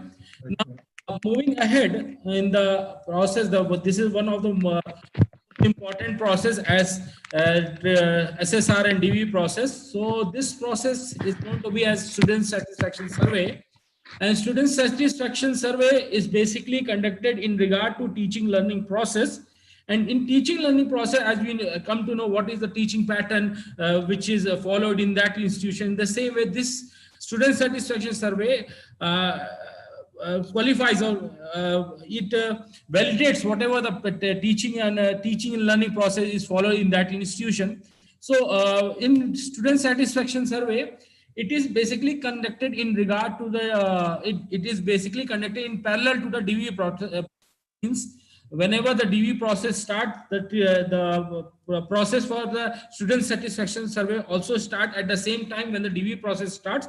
So when the institution is filling the SSR, it is mandatory for the institution to data for SSS process. As there was a question in chat also, when we have to provide the details, when we have to provide the emails for the students, so that student satisfaction survey can be conducted. So in this case, you can say whenever the institution is filling the SSR for the SSS process, the data of the student which are currently enrolled to the institution is needed for the student satisfaction survey.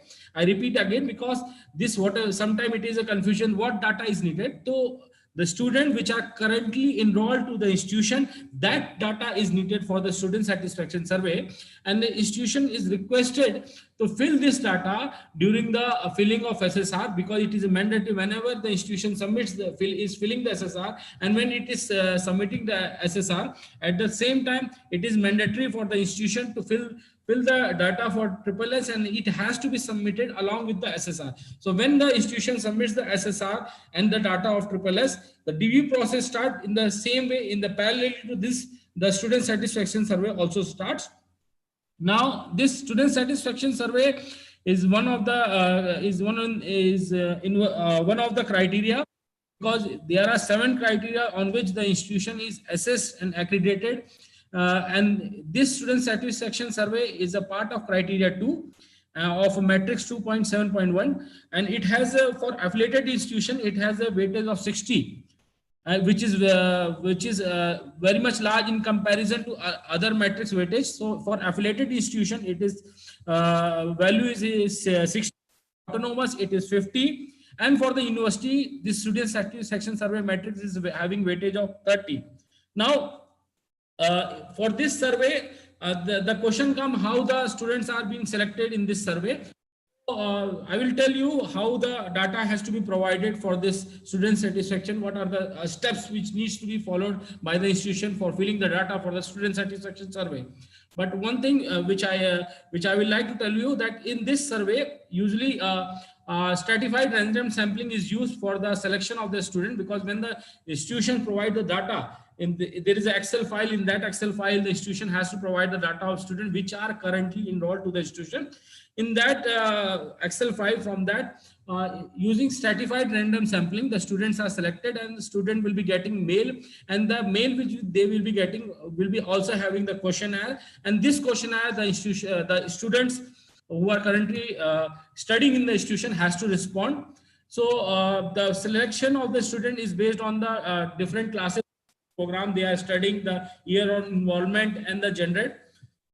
Now, after that, the question comes how this survey is conducted. So this survey is conducted in a maximum of 2 surveys conducted, so that this survey can be completed. For the completion of the survey, there are minimum guideline is set for the colleges and for the university. For the colleges, like for the UG, PG or autonomous, the institution students should responding to this questionnaire which is sent to the mail, and the minimum response is set for the colleges is the 10% of the student population or 100 student, whichever is lesser, means the 10%, which means whatever when the institution is apply for the ANA process of the NAAC, it has to fill the IAQA. During the IAQA filling stage, there is a option of providing the total number of students which are currently enrolled to the institution. So that 10% of the students should respond to this questionnaire, or 100 students. If both of them, whichever is less, whether 10% of the students respond or 100 students respond, if they respond, then this student satisfaction survey is completed. For the universities, it is 10% of the student population or 500. So only difference between the colleges and university is 10% of student population in regard to college or 100 students. For university, it is 10% of the student population or 500 students. So now talking about survey attempt which is conducted for the completion of student satisfaction survey. So in the first survey, this 30% of the student, whatever the data the institution has provided in the Excel file, that 30% of the student will be getting a mail with the questionnaire, and 10 days duration time is given to the for the completion, so that the student which are getting the emails, which are getting the questionnaire, has to respond within 30 days in the first attempt. If we suppose in this 10 days the student doesn't respond to them, this doesn't respond to the questionnaire, then on the 11th day, second survey attempt will become attempted. In this, remaining 70% of the students will be getting a mail with the questionnaire, and from the day from on the day from which the first survey, the first survey has been attended on the day when the survey process has started. The first mail which is sent from that day to 25 days, the duration is given to the student so that they can respond. But suppose in 25 days also the student doesn't respond to this, then on the 26th day, the NAAC again sends the emails to all those students who have not responded to this questionnaire. That is, they have not responded to the student satisfaction survey. And this whole duration for the student satisfaction survey is for 30 days. If suppose in 30 days also the students of the institution is not responding, then the matrix value, which is, I said that for affiliated institution is 60, for the autonomous it is 50 weightage, and for the university is 30. So this value becomes 0, and it greatly affects the final score of the institution or the CGPA also. As I told you about the working pattern, now I will be telling you about how to fill the data for the student satisfaction survey. So when the institution will log into their unique HEI portal, I will always call the unique HEI portal because all the portal is very unique to the institution. So each institution has their username and password. They have to log in. When they will log into their account, there is an option in the left hand side is the option manage SSR. So when the institution will be clicking on the manage SSR, there will be a further tab will be opening as a student details for survey. When the institution will click on that tab, on the right hand side, there will be, the institution can see there is an Excel file. This Excel file, in this Excel file only, the data has to be provided for the student satisfaction survey. And as you know, in Excel file, we can upload a large number of data, and we can also provide, we can also use large number of Excel sheet. But while providing the details for student satisfaction survey, the utmost care should be taken, because while providing data for this SSS process, maximum data which can be single Excel file is 500. So for the student satisfaction survey, the institution has to provide data of maximum 500 students per Excel file, and they have to use only one sheet also. Suppose the institution is having students around 2300 and they want to provide the data of 2300 students. Then in this case, the institution has to provide 5 Excel file, means for first Excel file 500, then again 500 counts to 1000, then 500, 1500, then again 500 that counts to 2000, and remaining 300 has to be provided in a different, that 5th Excel file. So if the institution is willing to provide all the detail of the institution, students, then they have to use the Excel file depending upon the number of students. Like I told you, maximum to maximum data which can be provided in single Excel file is 500 students. If you are adding more than that, then you have to use more than one Excel file. Now this Excel file which you will be downloading from your unique HEI portal is already been defined by the NAAC and has already been characterized in the column wise, and it is requested from the institution not to change this format, because from this format only stratified random sampling is used for the selection of the student. As you can, when you will download this Excel file, there will be a different column will be there, like name, class, gender, student ID number, mobile number, email ID, and degree program. So suppose there is some cases are there, like if the institution has not provided a student ID number or enrollment ID number to their student, then in this case they can start filling the data of the student from 001. Like for the first student, they can start from 001, then 002, then 003, like this to 500. So likewise, if it is more than 500, they can follow this serial wise. So if the institution has not provided a student ID number or enrollment ID to the student which are currently enrolled to the institution, then they can use this thing.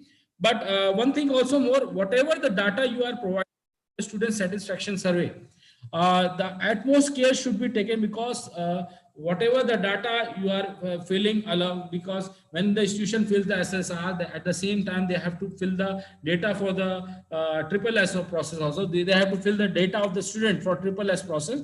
So when is filling the data, and suppose if the institution has repeated the data of the student, or the email ID which is provided in the Excel file is not valid or it is not functional, then at the time when the institution submits the data for for the triple S process along with the SSR. After that, there will be no changes. So whatever the email ID you have provided, whatever if it is a repetition, so from that Excel file only, that stratified random sampling will be used, and the student will be getting the questionnaire through the mail. So it is always requested from the institution to kindly check before before submitting the data for triple S that the emails which the institution the emails of the student should be correct, it should be functional, because on this mail only the survey question the questionnaire will be sent through the email. Now one thing also, one important thing which the institution should know, that it is a mandatory for the institution to provide at least 50% of students details for this survey. However, the institution can provide all the student details for this survey, but it is very much mandatory that the institution should provide 50% of the total population which are currently enrolled to the institution, which are the student population which are currently enrolled to the institution, has to be provided in this. But however, as I said earlier also, that the institution can provide all the details of the student for this process.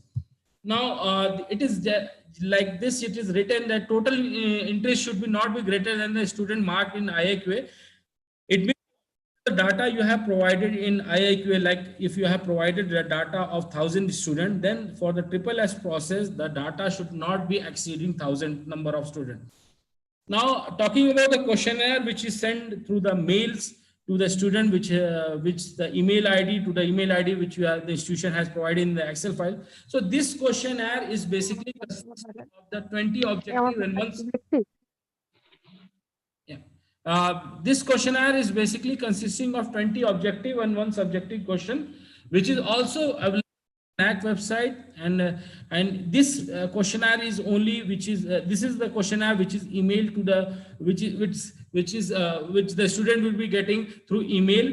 And this questionnaire has 20 objective question, is basically based on the Likert scale. Means Likert scale is assessed on the basis of 0 to 4 value. So 0 means most negative and 4 means most positive.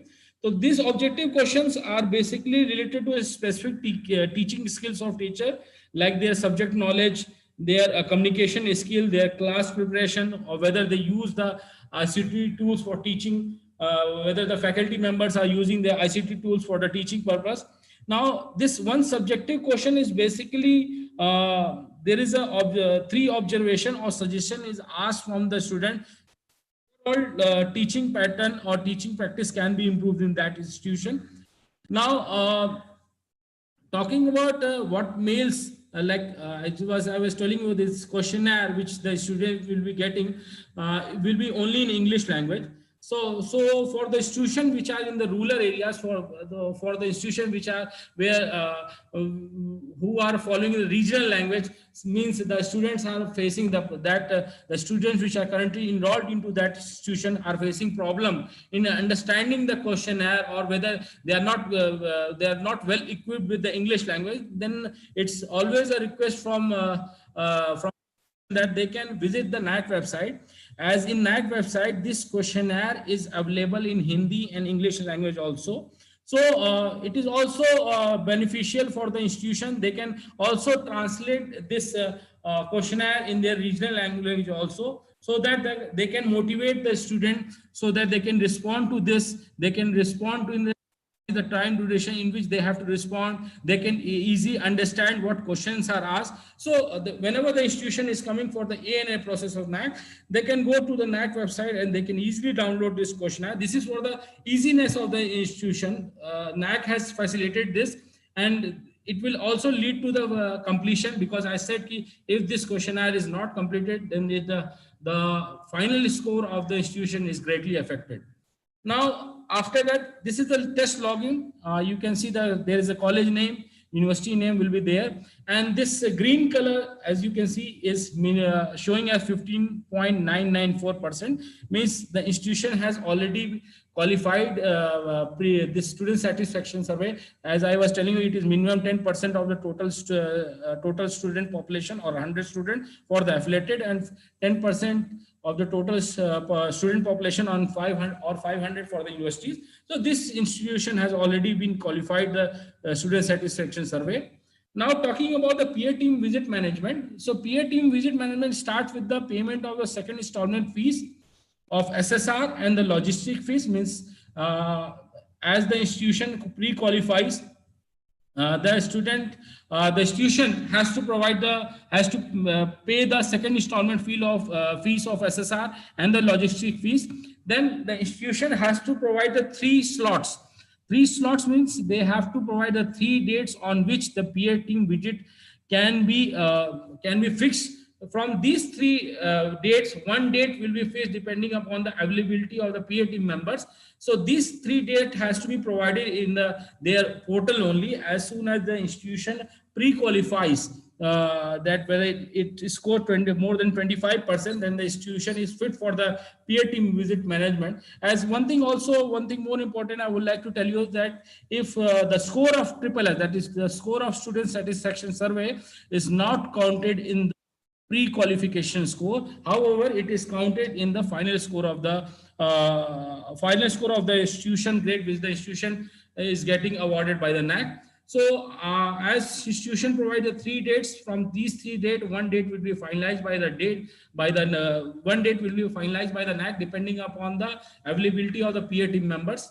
Then comes the travel and logistic. In the travel and logistic, the logistic of the peer team members is taken care entirely by the NAAC, and institution is always requested not to change any logistic arrangement done by the NAAC.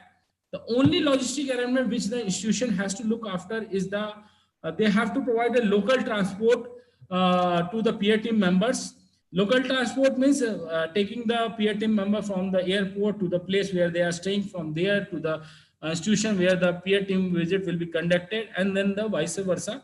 And also they have to provide the working lunch to the peer team members during the peer team visit. Then the remuneration is paid by the NAAC only, and the institution should not pay anything in kind or in favor to the peer team members. Now talking about the peer team visit. So number of days for the peer team visit for the affiliated UG, PG is 2 days. And there will be 3 expert reviewer team will be visiting the institution as a peer team members. In these 3 expert reviewers, there will be 1 chairman who will be vice chancellor, former vice chancellor, and member coordinator will be professor or former professor. Member will be principal. For autonomous, if it is for the peer team visit for the autonomous, then it will be principal of autonomous institution. Then apart from these 3 expert reviewers, there will be sometime it may be like this case, 1 observer may be sent apart from these peer team members.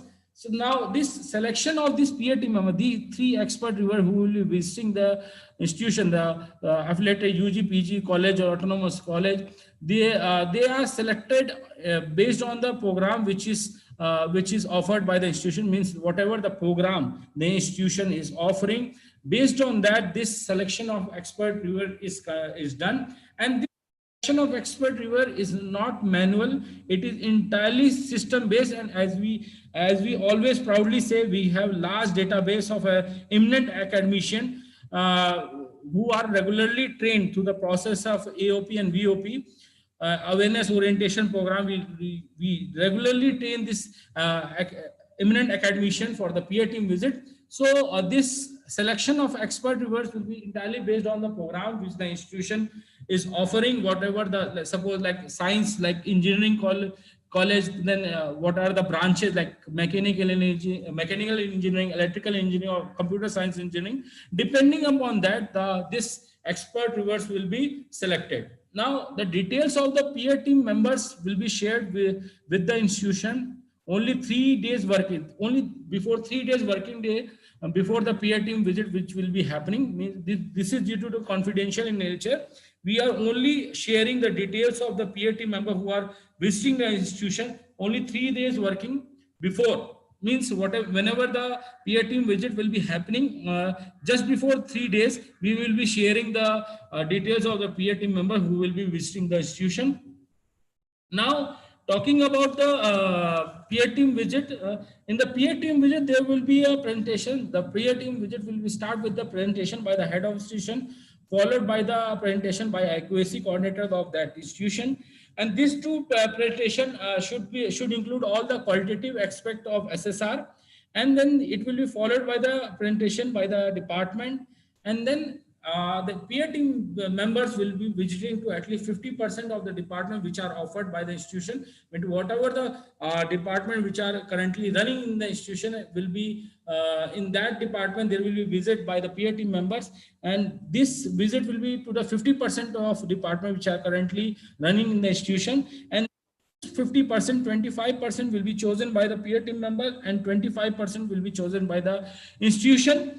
Then there will be visit to the physical facilities and academic support facilities. Whatever the facilities the institution is providing, there will be visit of peer team members to that places, and also then there will be interaction with the faculty members, then the alumni, then the parents, and lastly then there will be a interaction with the students. After that, this whole process of peer team visit is conducted. Then the submitted through the online portal only. Through the portal only means in this entire process of assessment and accreditation process is based on ICT. Now, when the report is submitted, then the question comes when the results are announced. So the result will be announced after the standing committee meeting, and usually the committee meeting is held once in a month. So the institution, whenever the peer team visit is completed from that day, within a month, the institution can expect their result to be announced. Now talking about assessment outcome. So assessment outcome is basically the final result of assessment and accreditation. And it is an ICT based score which is evaluated on the basis of QLM and QNM, which Amir sir and Ruchi Tripathi has already told you about this. Now, these are compiled into 3 documents. First is the peer team report. Second is the graphical representation based on the QNM. The third is the institutional grade sheet, which is based on the qualitative indicator, quantitative indicator, and also the score of SSS. Now, these 3 documents which I was talking about in joint form makes a NAAC accreditation outcome. So institutions which are undergoing through the process of assessment and accreditation process has to mandatory. It is a mandatory for the institution to host this on their institutional website apart from the hosting to the NAAC website. Then comes the calculation of CGPA. So calculation of CGPA, as you can see, is basically system generated score of quantitative metrics plus score of qualitative metrics, which includes the critical appraisal of the peer team visits, and also the score of SSS. Now, this is assessed on 5-point scale, and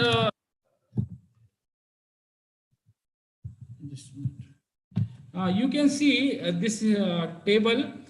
This final grade will be announced depending upon when the institution undergoes the ANA process, and the final score will be announced. Here you can see there is a table. The highest grade is A++ when the institution is getting a CGPA from 3.51 to 4.00. As you can see, this final grade, whatever the institution is will be assigned, refers to 7 letter grades and 7 specific score range also. As you can see, it starts from A++, A, and then it counts to C. So the highest grade will be A++, which the institution will be awarded by the NAAC if it scores from 3.51 to 4.00. So the lowest grade which the NAAC awards to the institution, depending upon the score, depending upon after the calculation of the quantitative aspects, then the score which the institution gets is 1.51 and 2.00. It also includes the qualitative aspects of SSR also. So as sir has told, that the quantitative aspects are during the DV process, and qualitative aspects are validated during the peer team visit. So the last grade, the lowest grade which the institution will be getting is grade C. It counts from 1.51 to 2.00. Here you can see that there is a grade D, which means the institution has scored less than or equal to 1.50, means the institution has been assessed, but it can't be accredited because the institution has not has scored less than or equal to 1.50. Now, quickly we will go through the timeline. what the entire process of the ANA process which the institution undergoes. So for IAQA, 15 days time is given for the processing.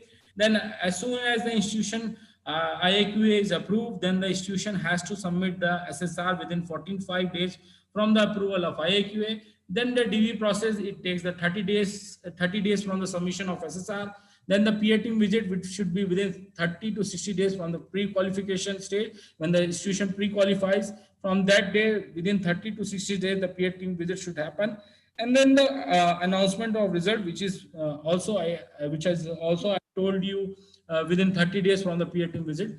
So always requested from the institution to kindly come for the assessment and accreditation process of NAAC, because when the institution comes for the assessment and accreditation process of NAAC, it comes to know about their strength and their weakness. Because when the institution comes for suppose the institution is getting award as a grade B+, then institution can work hard, because that time the institution will come to know what is their weakness and what is their strength. And if the institution is having like suppose in research activities, institution is having a strength, they can work further on that, they can more build up their strength. So this assessment and accreditation process actually tells the status of the institution. It actually tells the quality of education which is followed in the institution. So thank you all, and then I request DSP sir, Ponmudi Raj sir, to further take on this process.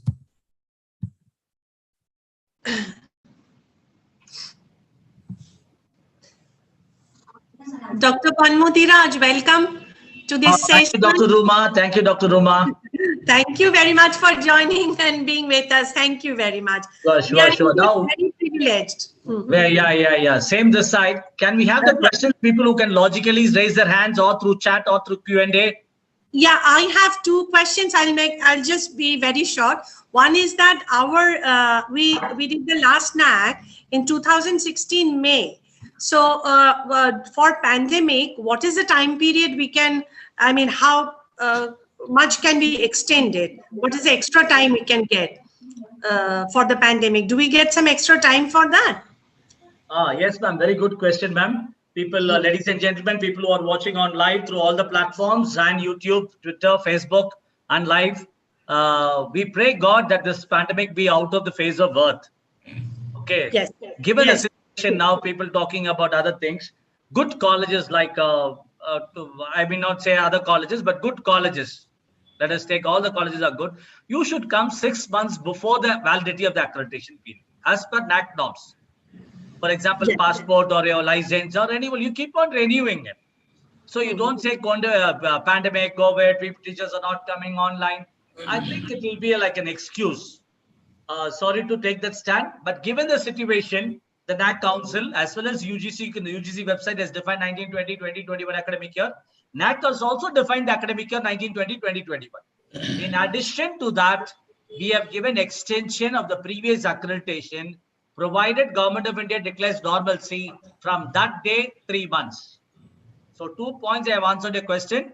Good colleges like you all should submit an IAQA during the last 6 months before the validity period. Okay. Then you can always ask for extension for DVV, SSR and other things due to pandemic. But submission of IAQA should be good. Though NAAC has told, even if you have not submitted IAQA, extensions are given. It is on the website of NAAC. Okay. And my second question is that we are having a little bit of difficulty in understanding the mapping of POCO. Can you please enlighten us a little bit on that mapping part? We are building up the POCO items, but you know, the mapping procedure, we are having a little bit of difficulty. We are Dr. Ponmudi Raj, we are almost ready with a draft SSR. We had planned to prepare the SSR and then go for IIQA. So while doing this, we are having a little bit of difficulty with POCO. Can you please enlighten us a little bit? So mapping is, there is no metric on mapping as such. Attainment of POs and COs, there is a metric. Attainment of POs and COs, there is a metric. Yes. The presentation of Professor Ramya Kumar as well as by Nilesh Pandey and Dr. Mrs. Ruchi Tripathi would have touched that about mapping. Yes. Normally in an affiliated college or an autonomous college or in a university, a program is there. MSc Plant Physiology, 4 semesters. 6 papers each. Each paper or a subject is called as a course. So you must also use the NAAC Bhasha, the language of NAAC. So 24 courses are there. Each course has a syllabus, curriculum, curricure in Latin. That means we run a program. We don't teach a program. We earn a credit. We don't give a credit. Of course, that's the difference about the controller of examinations, division, multiplication, and CGPA and other things. Now, coming back to it, each course has a syllabus. The syllabus has modules and units. Sometimes it's interchangeably used by the boards of studies of the Academic Council as well as the universities of autonomous affiliated and things like that. Now, given the curriculum, given the syllabus, if it is unit, normally we go from the basics of the revised Bloom's taxonomy of asking about unit outcome. For example, I told MSc plant physiology. Let me take my subject MSc statistics or BSc mathematics. One paper on advanced trigonometry, modern trigonometry. So one unit about isosceles triangle. It is not a unit. I'm just taking an example. If I learn isosceles triangle or equilateral triangle, in what way, if that unit is going to, what will be the outcome? What is going, if I learn, what is the outcome? If I don't learn, what is going to enrich my knowledge? In what way it is going to be applicable? One sentence in English. Outcome-based education based on unit outcome. If I learn that, what is the outcome? If I do not learn, what is the value addition? In an American terminology, value addition. So this is basically a unit outcome, module outcome put together as a course outcome. Now, based on your different methodologies of assessment are available. We talk about only the term and examination, quiz, seminars, different during pedagogy itself. We talk about teaching learning. Semester system is a system of pattern of teaching. We are normally associate with examination. Semester, annual pattern. Now, during the semester of pedagogy of teaching, whether the boy or a girl or learned what is an isosceles triangle or an equilateral triangle or Pythagoras theorem. Then we put a simple matrix, 4 rows by A rows. CO1, course outcome 1, course outcome 2, course. We can go to module level, unit level. Since your question is about course outcome, there is a beautiful slide also. I think Professor Amya would have put that also. And it is about, then you put a matrix, and if it is learned, you put a tick. Or based on revised Bloom's taxonomy. This is how you start do mapping. Most of the agencies, for example, CII, FICCI, EFQM, European Model for Quality, European Foundation for Quality Management, Malcolm Baldrige Quality National Award. These people use this mapping of course outcomes and program outcomes. NAAC asks attainment of, how do you, normally we say we got good results. So that means they have attained BSc Mathematics, they understood well. This is how we try, but kindly go through SOP and SOP, madam, and this. Glossary, madam, please. Okay, thank you very much. Very good questions. Thank you. Okay, then there's another question. Like a list of UGC approved journals is changing regularly. How to link to the recognition in UGC enlistment of the journal? I think Dr. Ruchi or Nilesh or my friend Professor Amya, senior professor, is there. Okay, let me take it up. Madam, this UGC has come out with the 1956 Act of Parliament. Everybody is aware of the establishment of University Grants Commission. Now, UGC recently has come out for the last 4 years about categorizing the recognized list of journals. That means for API, PBAS, as well as for promotion, as well as for all purposes, only that is recognized. UGC, Secretary UGC has also given a letter correspondence. And in NAAC, we have a question. 4 questions are there, which 2 on bibliometrics and other 2 on publications. We talk about in UGC care list. For example, 15, 16, 17, you have published a paper. At that time, it was recognized. 17, 18, that the journal was removed.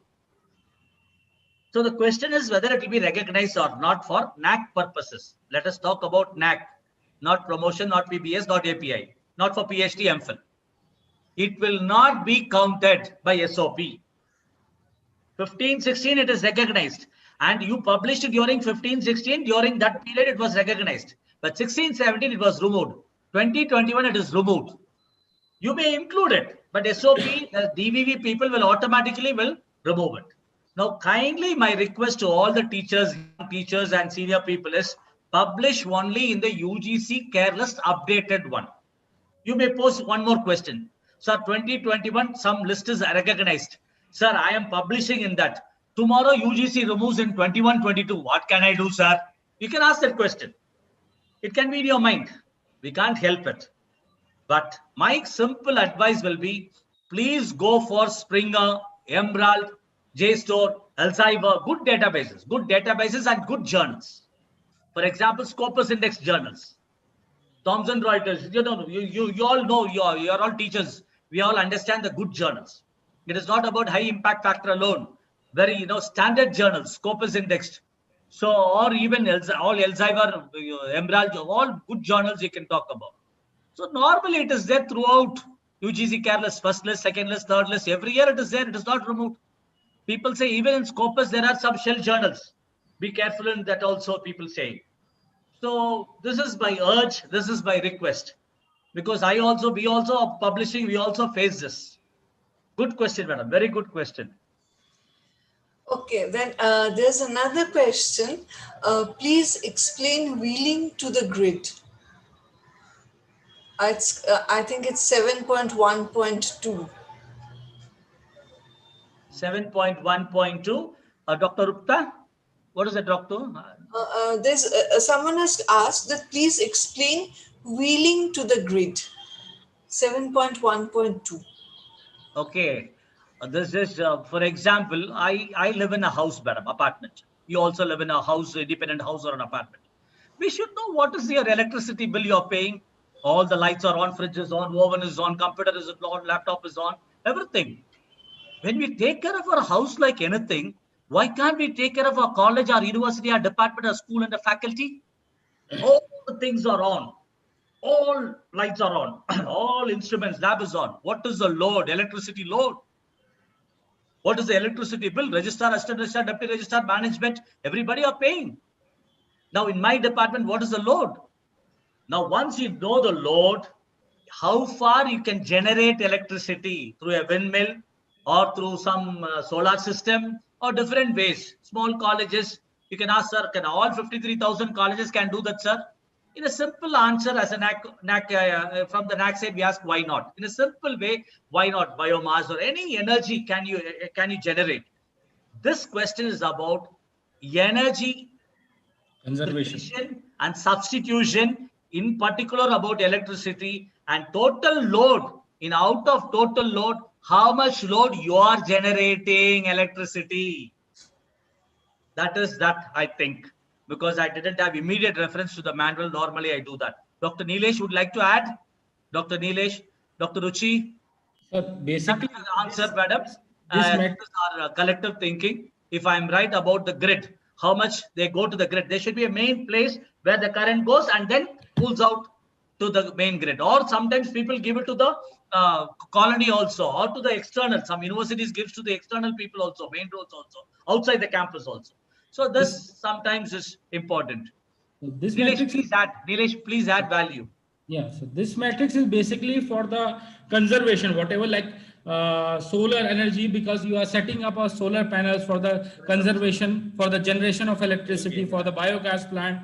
And also you can take also example of the water harvesting, because you are harvesting the water so that in the scarcity amount, you can conserve this water for the further use, because these resources are getting depleted again and again. So it is very much necessary. This matrix exactly counts regarding the conservation, how much conservation the institution is putting, how much effort institution is putting for the conservation of these resources. So this matrix counts to that. So thank you. Okay, thank you. And then there's another question for Dr. Uma Bhattacharya herself. She has asked that many students keep on changing their email IDs constantly. Sometimes it is hard for us to keep track of this. What should we do then? Madam, ma'am, as I told you, when the institution is filling the SSR, and the institution at the same time the institution has to provide the details for us student satisfaction survey. So as per NAAC norms, whenever the institution is submitting the data for the SSS process, that is for the student satisfaction survey, at the time the data has been submitted, whatever the email ID you have provided, it can't be changed. So it is always requested from the institution to kindly keep a track of the email, whatever the institution. Suppose they at the time of during the assessment and accreditation process, the student in hurry creates that email ID, and if it is not functional, then also the institution will be facing the problem. So it is always requested from the institution to kindly keep the track of all the email, whatever the institution. They should provide the only that email which the institution is, which the students are regularly using. So because if the students are not using that mail, because at the time SSR along with the SSR it is data has been submitted, it can't be changed, because in many cases it happens like this. But because it may be like this, in first 30 students which are getting the mails, which are getting the survey, their function, the email ID is functional. So it is always requested. There is no second option, because whatever the email you are providing, the institution is providing for the student, has to be functional. There is no second option for that. Okay, then there's another question from Tanvir. Please provide some examples of best practices. You want to? Nilesh? Okay, thank you. Ma'am, I do not know how to spell it, but you all understand very, Rupta. This is regarding, there is a series of publications by NAAC on best practices series. All it is beautifully available. You can write to us. It is, we will be able to post it, the book. Otherwise, it is available free of cost on our website. In addition to that, there is a series of webinars organized by NAAC on A++ colleges and universities in India. What are the best practices? For example, Institute of Chemical Technology, Mumbai. Their boards of studies of framing the curriculum. It's a university. Perhaps it may not be applicable to an affiliated college. In a little sense, maybe. They have the wonderful best practices of taking the national curriculum framework, talking to the alumni, and getting all recorded. Very, very official it was. Very, very, it's not informal. All documented process. Wonderful boards of studies for every, BTech in chemical technology, BTech in chemical engineering, BE in textile, for all the programs. Wonderful. They have processes for best practice. Now we have a beautiful auditorium. That is not a best practice. It should be a practice. First, you define what is the best practice. It is a practice. Second is, according to you, it is a good practice. Better output rather than the normal output, normal ways and means. If you go, this is the best way according to you. And people copy from other colleges, nothing wrong, provided you implement it and it was successful. What is happening in Ruma's college may not be true for other two colleges, women's colleges, or even co-ed colleges or men colleges. So you can always take the practice, but normally good practices, best practices are transferable, adaptable. Adoption can also be done. That is why we call best practice. So if you go through that way, definitely the achievement level, for example, in pedagogy, teaching methodology, people take a best practice. We talk about mostly on pedagogy or through placements. Output of placements is more because they give a lot of training for personal interview, personality development, communication skills, so many small courses on, communications, body language, mannerisms. They give small courses, or even without certificate. They prepare the children through career guidance, guidance cell, guidance center, counseling, personal counseling, career counseling, all counseling, so that they prepare them for placements. So placement is an outcome, but the preparation is a best practice. So it should be a practice. First, it's a practice, and it should not be a normal. So you, according to the college, that should be the best. So it is not of internationally best or the best. According to you, according to all the teachers, internal wisdom is much more than the external, external validation. External people can validate. Internal wisdom is very important. So please go through the best practices and what should be a best practice, especially on teaching learning. You cannot say we have 152 computers. That is not a best practice. So what you have, it should be a practice, and it should not be a normal course of action. It should be one of the, innovatively done. Definition of innovation you can go through. And once it is innovatively done, then it has to achieve for what purpose that particular practice has been done. Okay, English speaking skills, because many are there. I can keep on giving you many examples. There's no end to for best practices, but preferably in curriculum or feedback. Feedback is an ocean. You can go to the one of the best, whatever I can say about Monash University website. If you go to Australia, we'll find one of the best practices of students feedback system. Or otherwise UNESCO Paris UN website, if you go, they have a students feedback system. Some of the countries, based on student feedback, they calculate how many nursing colleges should be opened, how many, based on the requirement and job requirement of the country itself, they have some students feedback system. That's one on feedback itself. There are many practices. So we can talk about teaching, we can talk about curriculum, not because I'm talking on same 7 criteria of NAAC. You can also, innovate and talk something on the best practices on students, especially on students, student activities. There can be a best practice in curriculum, co-curricular activities, extracurricular activities, sports activities. Very important. Because many are there. Participation. I can take you one example, one college. I'm not talking in the air. Whatever I learned and whatever I've been hearing from the principals and IQAC coordinators. There are 6,000 children. Normally for good functions, convocation addresses, college day functions, sports day functions, we invite around 200, 300 people for performance. Some 7 items are there and they have some cultural program. So one of the co-curricular activities, there is the physical education director and the English department with mathematics department on logic, plus the cultural coordinator. I've seen to that all the 6,000 children participate in all the games and sports activities.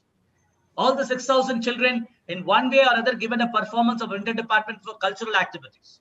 All the 6,000 children are given for why, what, questioning, the power of logical thinking. Very important. Given a problem, how to attack the problem, how to solve the problem, how to expand the problem, how to look at the problem. Logical thinking, mathematics and logic, and communication, either in Bengali or Hindi or English or mother tongue, whatever it is. Communicating in one sentence without grammatical error. Whether it can be a vernacular language, your own mother tongue. So all put together, one college has done one model. So that's a best practice. Participation. Then there's another question from Dr. Abira Dottoray. Sharodamani College have submitted the SSR, SSS, DVV. Should we submit the fees or wait for removal of COVID protocol, as 1 year has gone by under lockdown conditions? Should we submit a QAR report of 2021 and when, as our date of validity has been expired during March 2020 and we are waiting for the peer team visit? Dr. Mukherjee, good question. Now kindly de-link SSR with SSR with AQAR. Please submit annual quality assurance report for every year. The last date is 31st December of every year. 15, 16. Last date is 31st December 2016. You should have submitted in AQAR. 15, 16, 16, 17, 17, 18, 18, 19, 19, 20. Now due to COVID, we have extended for 1920, 31st May 2021. In addition to this, even the previous AQAs asked them to submit. There are multiple questions in your question, Dr. Mukherjee. The second one is, SSR is over. First installment fees is over. DVV is over. They are pre-qualified. Why they are not paying second installment fees and logistics and putting the blame on pandemic? Let them pay the fees. Then they can ask whenever the normalcy returns, the university, the college, the government of West Bengal, whenever they say government of India say normal, then they ask for the visit. For example, we started the visit on December 2020. Visits are going on. January visits are going on full-fledgedly. February visits are going on. So please ask them whenever they are comfortable. We are not forcing. We are not forcing anybody. But let them pay the fees. The second installment fees and logistic fees. Okay, then there's another question. Can you please explain the criteria for consideration of full-time teachers? Because I believe that because the SAT teachers have been newly incorporated, so there's a bit of confusion in some of our colleagues. Dr. Ruchi, or Dr. Amir, Nilesh? Yes, sir. Can I, Nilesh? Shall I talk? Nilesh? Sir, you can, sir. No, you can add value, Dr. Nilesh Pandey Saab. No, sorry. Yes. Madam, we had a problem with, not problem, issues of nomenclature with state governments and central government. What is the issue? In the central government, we sometimes say permanent faculty. We use the word part-time faculty. We say temporary faculty. We say ad hoc faculty. We say visiting faculty. Clock cover basis, CHB. Some state governments use the word CHB. Some people say, different words are used. In an open university system, in a dual mode university, regular university, different colleges use different. They say teachers, they say faculty, they say different norms are used. But as far as NAAC is concerned, we want, you are a college, BCom college, offering 5 BComs and 1 BBA. The name is BCom, XYZ BCom college. We want to know how many teachers you have. Simple, you have to say,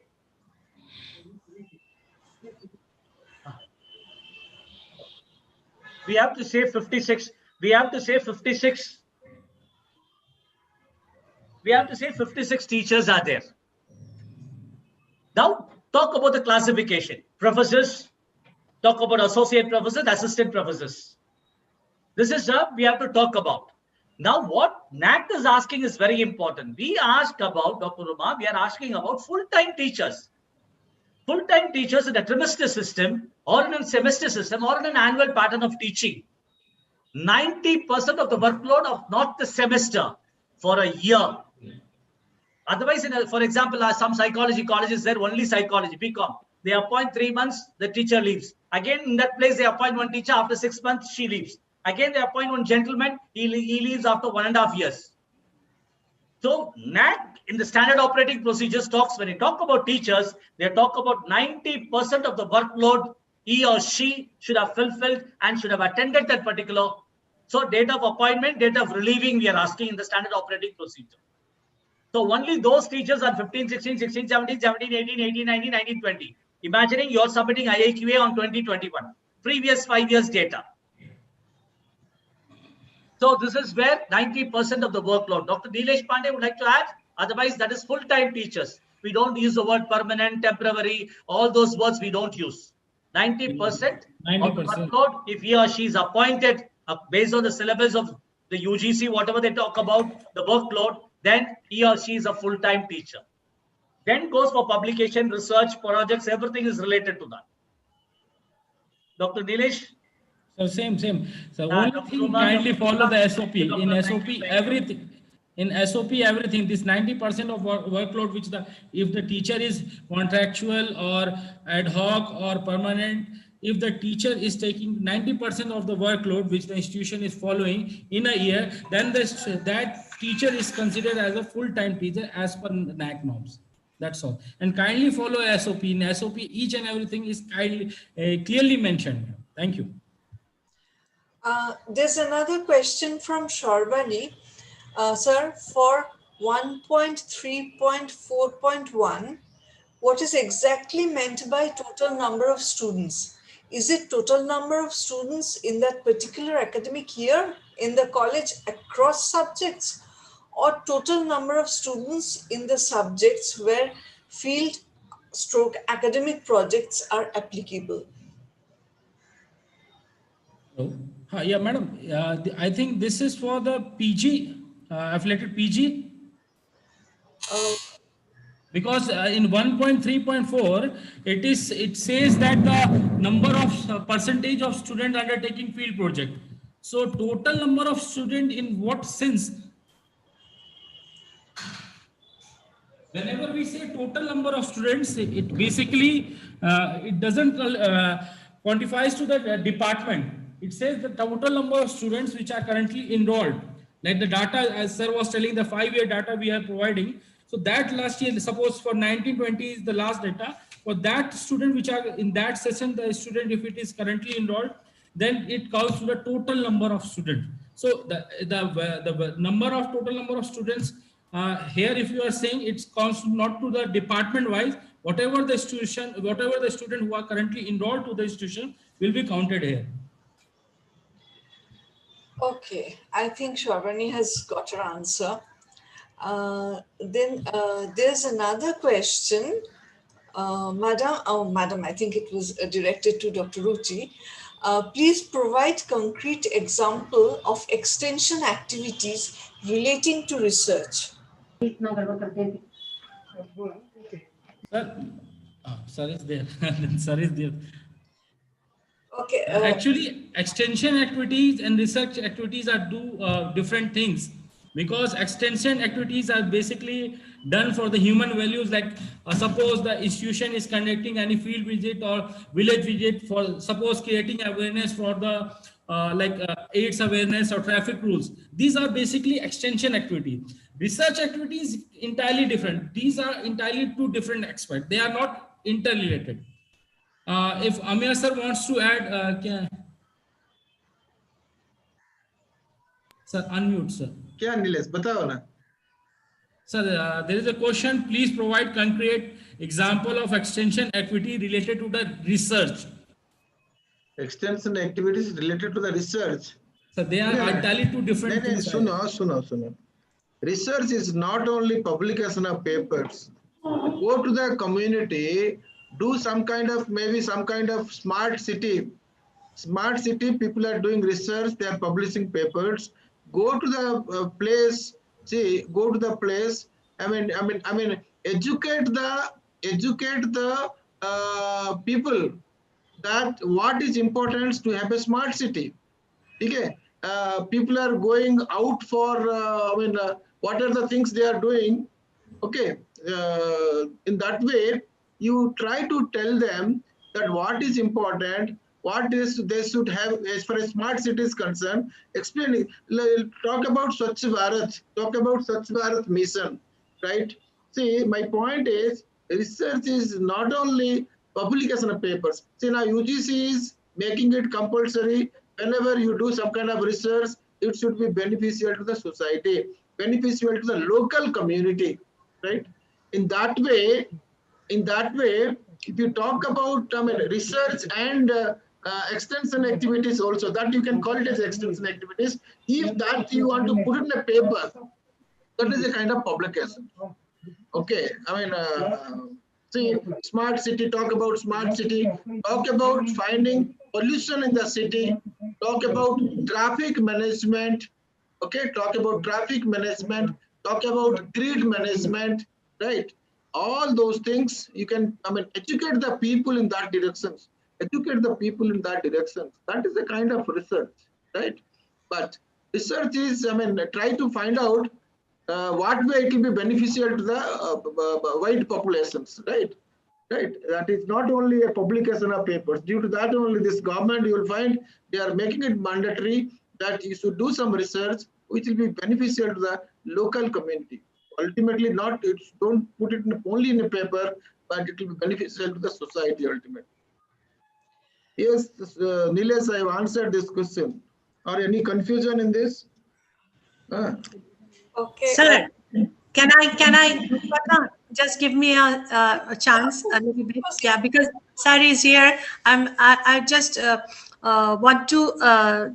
This is just a generalized question. Since we are going to face NAAC this year for our college, and since there has been a pandemic and lots of disruption, and there has not been any academic physical classes or this kind of thing, physical activities, for example, for NSS and all these things, extension activities have been actually hindered.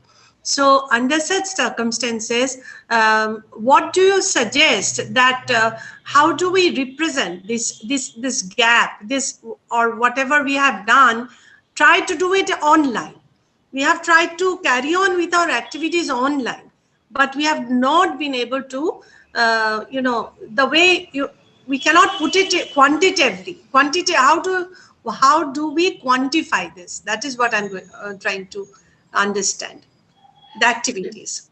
See, NAAC, see, we have mentioned about faculty development program, online, face-to-face. Whereas online, face-to-face, this will have equal meaning, same meaning. We have extended the date till 31st of December 2020. 1st July to June is our date where you can submit your data in self-study report. But we have extended up to December, where you get benefit more than 6 months we have almost close to 6 months we have extended. In many metric, you can submit lot of data. But once the college will reopen, do some, see now also people are in this COVID pandemic also, some of the group of people, they are trying to help the public. They are trying to educate the people. You can do some kind of program where you can educate the people that COVID pandemic, people should not go out, people should use mask, all that thing. I mean, see, digital education is much more important nowadays. Today, whatever development, whatever things we are finding, that is because of digital education. See, this online education plays a very vital role. Online, this exercise, you can do it. Educate the children. Can't you educate the children, conducting program for them, the importance of Swachh Bharat, importance of your COVID pandemic guidelines, all those things will be necessary. So that you can do online. Okay. Yeah. If you talk about blood donation camp, okay, blood donation camp, when the students will come to the campus, then only you can conduct a blood donation camp. Other things you can do it. So I think that answers Ranjana's questions about NSS camp. Then there's another question from Dr. Onurima Biswas. What does NAAC want to see as institute distinctiveness? Yeah. See, what is your uniqueness about your institute? What extra things you, I mean, what is the real distinct, your institute is distinct than other institute? What way your institute is, I mean, distinct than other institute. See, that is your, that can be, I can't see every institute, they have different distinctiveness. Maybe you should find out what is your things which other people are not doing it, or what is the best practices. Talk about distinctively what we are doing it. That is the way you should mention. I think there's one last question, because I don't find any more questions. Just one last question by Dr. Kalpataru. If AQAR is not submitted last time for pandemic situation, then is it possible to submit again for proceeding to cycle 2? Say, AQAR every year you should submit. If you have not submitted, if you want to submit, please write a mail to us, give a query in IMS.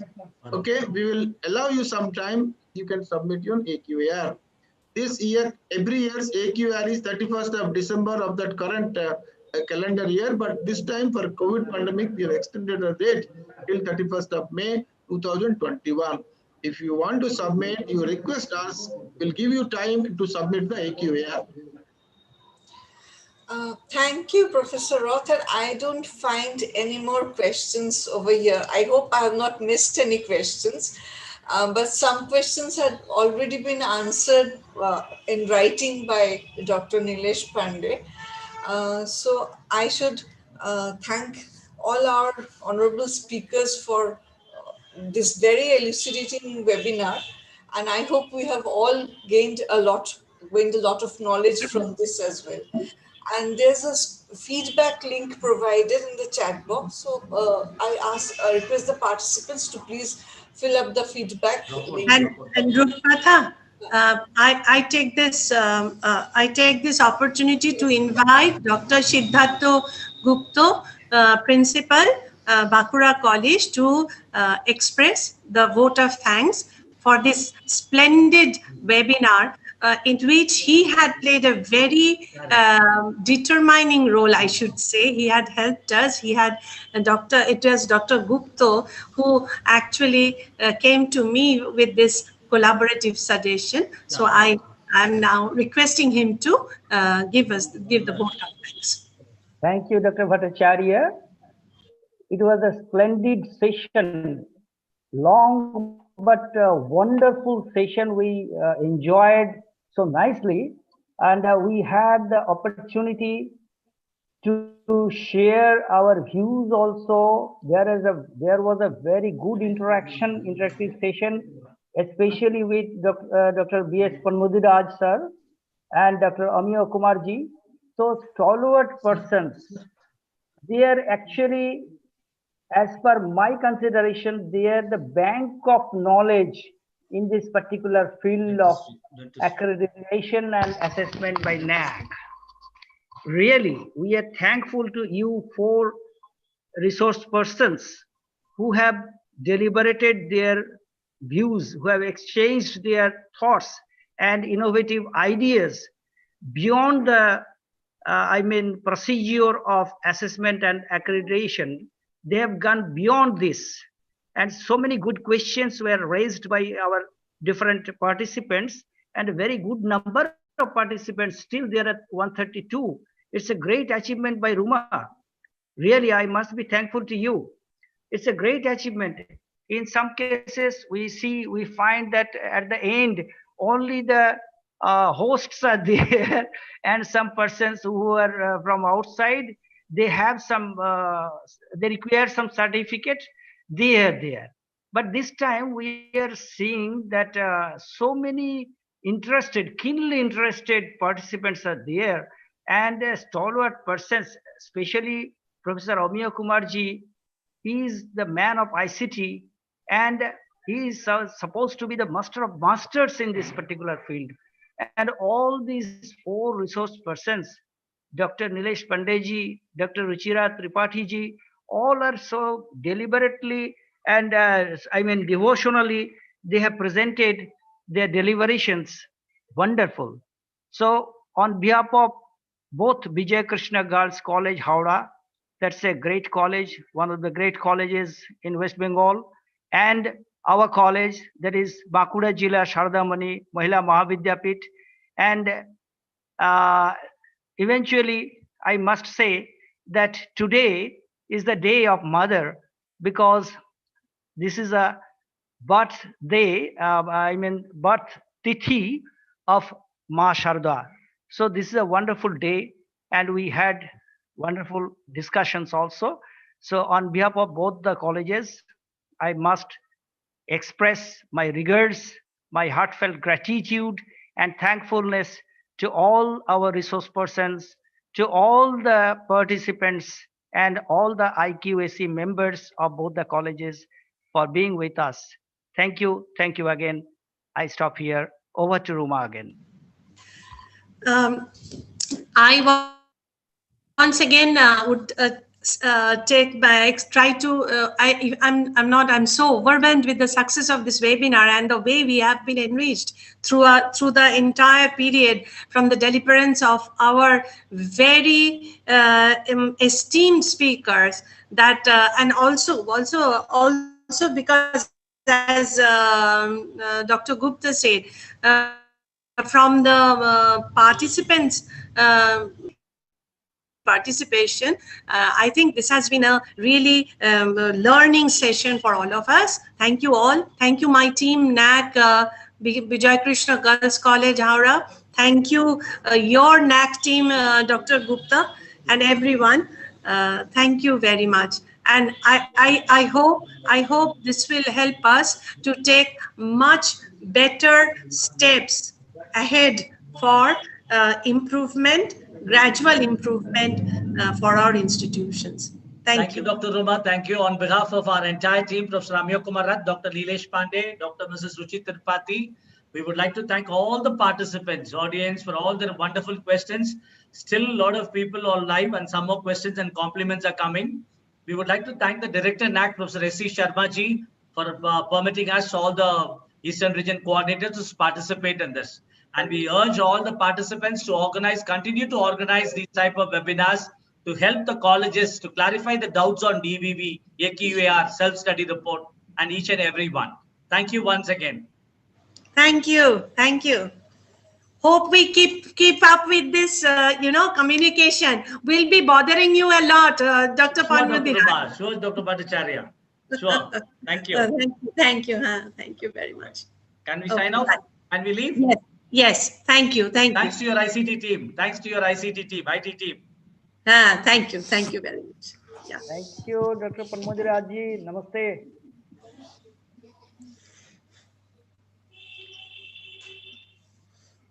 ঠিক আছে. Okay. Should we stop? And I would like to express a special thanks to